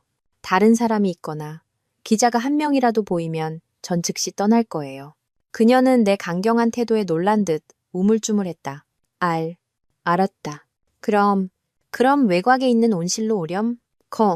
거긴 조용해서 아무도 방해 안 할 거야. 내가 걔 데리고 그리로 갈게. 그녀는 서둘러 전화를 끊었다. 외곽의 온실. 나는 그곳을 알았다. 재혁의 그룹이 한때 막대한 돈을 투자했던 사치스러운 스마트팜 프로젝트. 그들의 위상을 보여주던 곳이었다. 도윤 씨가 나를 차로 데려다 주었다. 차는 정문에서 멈췄다. 그는 시동을 끄지 않았다. 밖에서 기다릴 것이라고 했다. 채원 씨, 도윤 씨가 나를 보았다. 무슨 일 있으면 바로 전화하거나 5분 이상 문자 없으면 내가 바로 들어갈게요. 나는 고개를 끄덕였다. 감사한 마음이었다. 잠깐이면 돼요. 나는 차에서 내려 여름 햇살을 눈부시게 반사하는 거대한 유리, 온실을 향해 혼자 걸어갔다. 자동문을 통과하자 풀과 나무의 풋풋한 향기를 머금은 차가운 공기가 뿜어져 나왔다. 그리고 나는 얼어붙었다. 내 눈앞에 있는 것은 유기농 채소밭이나 첨단 기술의 멜론 재배 시설이 아니었다. 내 눈앞에는 온통 백꽃숲이 펼쳐져 있었다. 수백 그루의 배나무가 순백의 꽃을 활짝 피우고 있었다. 연약한 꽃잎들이 특수 제작된 LED 조명 아래서 흔들리고 있었다. 그들은 이 온실을 영원한 봄으로 만들어 놓았다. 나는 하얀 자갈이 깔린 길 한가운데 서 있었다. 주변은 비현실적인 기술과 돈으로 억지로 만들어낸 가짜, 아름다움으로 가득했다. 실소가 터져나왔다. 백꽃, 내가 가장 좋아했던 꽃. 10년 전 그가 고백할 때 증인이 되어 주었던 꽃. 마지막 순간까지 그는 사랑을 돈으로 연출할 수 있다고 생각하는구나. 낭만적인 풍경을 재현하고 이제는 자신의 것이 아닐지도 모르는 불을 과시하면 나를 흔들 수 있을 거라고 생각하는구나. 아주 가벼운 발소리가 들렸다. 세심하게 분재된 오래된 배나무 뒤에서 제역이 걸어 나왔다. 만약 한 여사가 미리 말해주지 않았다면 나는 그를 알아보지 못했을 것이다. 3개월, 단 3개월. 한때 모든 모임의 중심이었던, 세련되고 오만했던 그 남자는 이제 그림자에 불과했다. 그는 깡말랐고 피부는 잿빛이었으며 헐렁한 베이지색 롱코트를 걸치고 있었다. 마치 옷 속에서 헤엄치는 것 같았다. 눈은 푹 꺼지고 핏발이 서 있었지만 나를 보자 그 눈은 섬뜩한 빛으로 타올랐다. 갈망, 소유욕, 그리고 무서울 정도로 기쁨의 찬빛. 채원아, 그가 힘겹게 말했다. 정말 돌아왔구나. 그럴 줄 알았어. 네가 돌아올 줄 알았어. 그가 나를 향해 걸어왔다. 비틀거리는 걸음으로 나를 껴안으려는 듯 팔을 벌렸다. 나는 무의식적으로 한 걸음 뒤로 물러섰다. 허공에 멈춘 그의 팔이 굳어졌다. 그의 눈은 여전히 내게 고정되어 있었다. 물에 빠진 사람이 지푸라기라도 잡으려는 듯한 그 광적인 눈빛에 오한이 들었다. 푹 꺼진 얼굴, 덥수룩한 머리. 나는 더 이상 내가 10년 동안 사랑했던 그 남자를 알아볼 수 없었다. 이 사람은 낯선 사람. 과거의 너덜너덜한 그림자였다. 네가 돌아왔으니 됐어. 그가 비틀거리며 한 걸음 더 다가오려 했다. 하지만 내가 손을 들어 단호하게 막았다. 그는 더 이상 다가오지 못했다. 그는 가짜 백꽃, 숲 한가운데 서 있었다. 그리고 갑자기 그의 두 다리에 힘이 풀렸다. 그가 무릎을 꿇었다. 내가 알던 가장 오만한 남자, 누구에게도 고개 숙이지 않았던 거대 그룹의 후계자가 지금 차가운 하얀 자갈 위에 내 앞에 무릎을 꿇고 있었다. 채원아, 내가 잘못했어. 내가 잘못한 거 알아. 그가 울기 시작했다. 오랫동안 눈물이 마른 사람처럼 메마른 울음소리였다. 네가 돌아온 건 날 용서한 거지? 네가 아직 날 사랑하는 거 알아. 우리의 10년을 그렇게 버릴 수는 없잖아. 나는 여전히 침묵했다. 나는 그를 마치 낯선 연극을 보듯 바라보았다. 마음이 아프지도 통쾌하지도 않았다. 내 마음은 무서울 정도로 공허했다. 내가 반응이 없자 그는 당황했다. 그는 무릎으로 기어 내게 더 가까이 오려 했다. 채원아, 화났어. 서아 일 때문에 화난 거지? 아이 때문에. 그가 나를 올려다보았다. 핏발선 눈에 미친 듯한 희망이 어렸다. 하지만 이제 걱정하지 마. 내가 다 정리했어. 내가 다 깨끗하게 정리했어. 내 몸이 굳어졌다. 정리? 응, 응. 그가 전리품을 자랑하려는 아이처럼 연신 고개를 끄덕였다. 네가 개 싫어하잖아. 내가 걔한테 돈 줬어. 아주 큰 돈. 다시는 네 앞에 나타나지 못할 거야. 걔랑 걔 가족. 이 도시에서 사라졌어. 그가 칭찬을 기다리며 나를 보았다. 나는 숨을 들이마셨다. 온실의 차가운 공기가 폐부로 스며들었다. 그리고 아이도 이제 없어. 그가 마치 별일 아니라는 듯 가볍게 말했다. 그날 사고로 없어졌어. 다 없어졌어. 채원아, 이제 우리 사이에 걸릴 건 아무것도 없어. 귀가 먹먹해졌다. 그는 자신의 법적 아내와 쌍둥이 아이들에 대해 이야기하고 있었다. 그는 마치 망가진 물건이나 쓰레기 더미를 버리듯 정리라는 단어를 썼다. 그는 그저 손을 털고 모든 장애물이 사라지면 내가 기꺼이 돌아올 것이라고 생각하고 있었다. 보이지? 그가 깡마른 얼굴로 억지 미소를 지으려 했었다. 내가 다 너를 위해서 한 거야. 집은 잃어도 돼. 필요 없어. 회사 망해도 돼. 내가 처음부터 다시 시작하면 돼. 나한테는 너만 있으면 돼. 채원아, 나한테 돌아와줘. 바로 이 백꽃숲에서 우리 다시 시작하자. 약속할게. 나는 그를 보았다. 극도의 혐오감이 치밀어 올랐다. 배신을 발견했을 때보다 더 끔찍한 기분이었다. 그는 인간이 아니었다. 그는 자기 자신밖에 모르는 괴물이었다. 나는 그를 쳐다보았다. 내 시선이 너무나 차가웠는지 그의 미소가 사라졌다. 나는 고개를 저었다. 목소리는 무서울 정도로 평온했다. 재혁 씨, 아직도 모르네요. 아, 알아. 난 알아. 그가 더듬거렸다. 아니, 당신은 몰라. 내가 그의 말을 끊었다.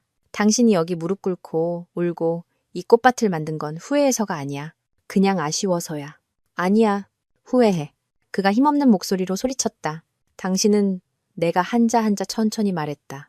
들킨 걸 후회하는 거야. 나를 배신한 걸 후회하는 게 아니라고. 만약 그날 밤 내가 그 서류처를 발견하지 못했다면, 내 계획이 실패했다면, 지금쯤 당신은 그룹 회장이 되어 있고, 나는 허수아비 회장 부인이겠지. 당신은 첩과 자식들 곁에서 행복하게 지내고. 내 말이 맞아? 틀려? 그는 얼어붙었다. 내 말은 그의 전곡을 찌르는 비수 같았다. 그는 부인할 수 없었다. 나는 계속했다. 목소리는 여전히 담담했다. 당신이 서아를 정리한 건 나를 사랑해서가 아니야. 그녀가 당신 실패의 장애물이자 증거였기 때문이야. 당신은 내가 마지막 남은 재산. 당신이 아직 모든 것을 잃지 않았다는 것을 증명하기 위해 붙잡을 구명줄이라고 생각했겠지. 하지만 나는 아니야. 아니야. 아니야. 그가 당황하며 더듬거렸다. 나는 그의 얼굴을 더 이상 단 1초도 보고 싶지 않아 등을 돌렸다. 내가 여기 돌아온 건 당신의 사과를 들으러 온 게 아니야. 모든 것이 정말로 끝났다는 걸 말해주러 온 거야. 내가 돌아서자 재혁의 절망은 광기로 변했다. 그는 벌떡 일어났다. 그 깡마른 몸에서 갑자기 엄청난 힘이 솟아났다. 그는 달려들어 내 손목을 쇠사슬처럼 꽉 잡았다. 안 돼? 가면 안 돼? 넌 내 거야. 난 네가 가는 걸 허락 못해. 난 모든 걸 잃었어. 너까지 잃을 수는 없어. 나는 손을 뿌리치려 했지만 소용없었다. 광기가 그의 이성을 앗아갔다. 그가 나를 자기 쪽으로 끌어당겼다. 죄송합니다. 온실문 쪽에서 갑자기 낮고 차분한 목소리가 들려왔다. 재혁의 손이 멈칫했다. 그가 획 돌아보았다. 도윤 씨가 언제부터인지 그곳에 서 있었다.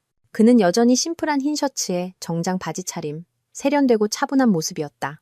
이 혼란스러운 풍경 속 그의 등장은 완전히 다른 그림 같았다.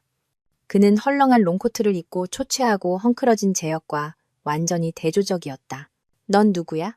재혁이 으르렁거렸지만 목소리에는 이미 당혹감이 묻어 있었다. 도윤 씨는 화내지 않았다. 그는 다가왔다. 차분하지만 힘있는 눈빛. 그는 부드럽지만 단호하게 재혁의 손가락을 내 손목에서 하나씩 떼어냈다. 그녀 손 좀 놔주시겠습니까?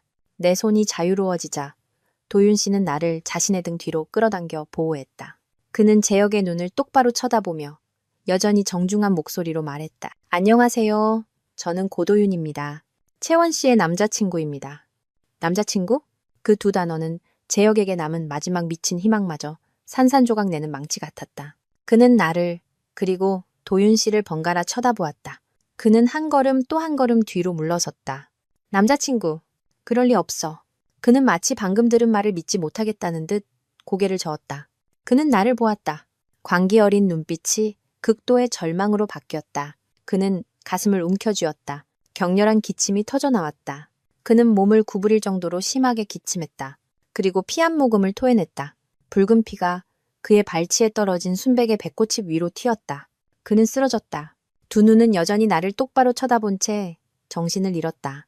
재혁이 피를 토하며 쓰러지는 광경이 내 눈앞에서 펼쳐졌다. 내 안의 어떤 부분, 아마도 10년간의 정으로 얽힌 본능적인 부분이 달려가고 싶었지만 도윤 씨가 나를 붙잡았다. 가지 마요. 그가 나지막이 말했다. 여기서 우리 일은 끝났어요.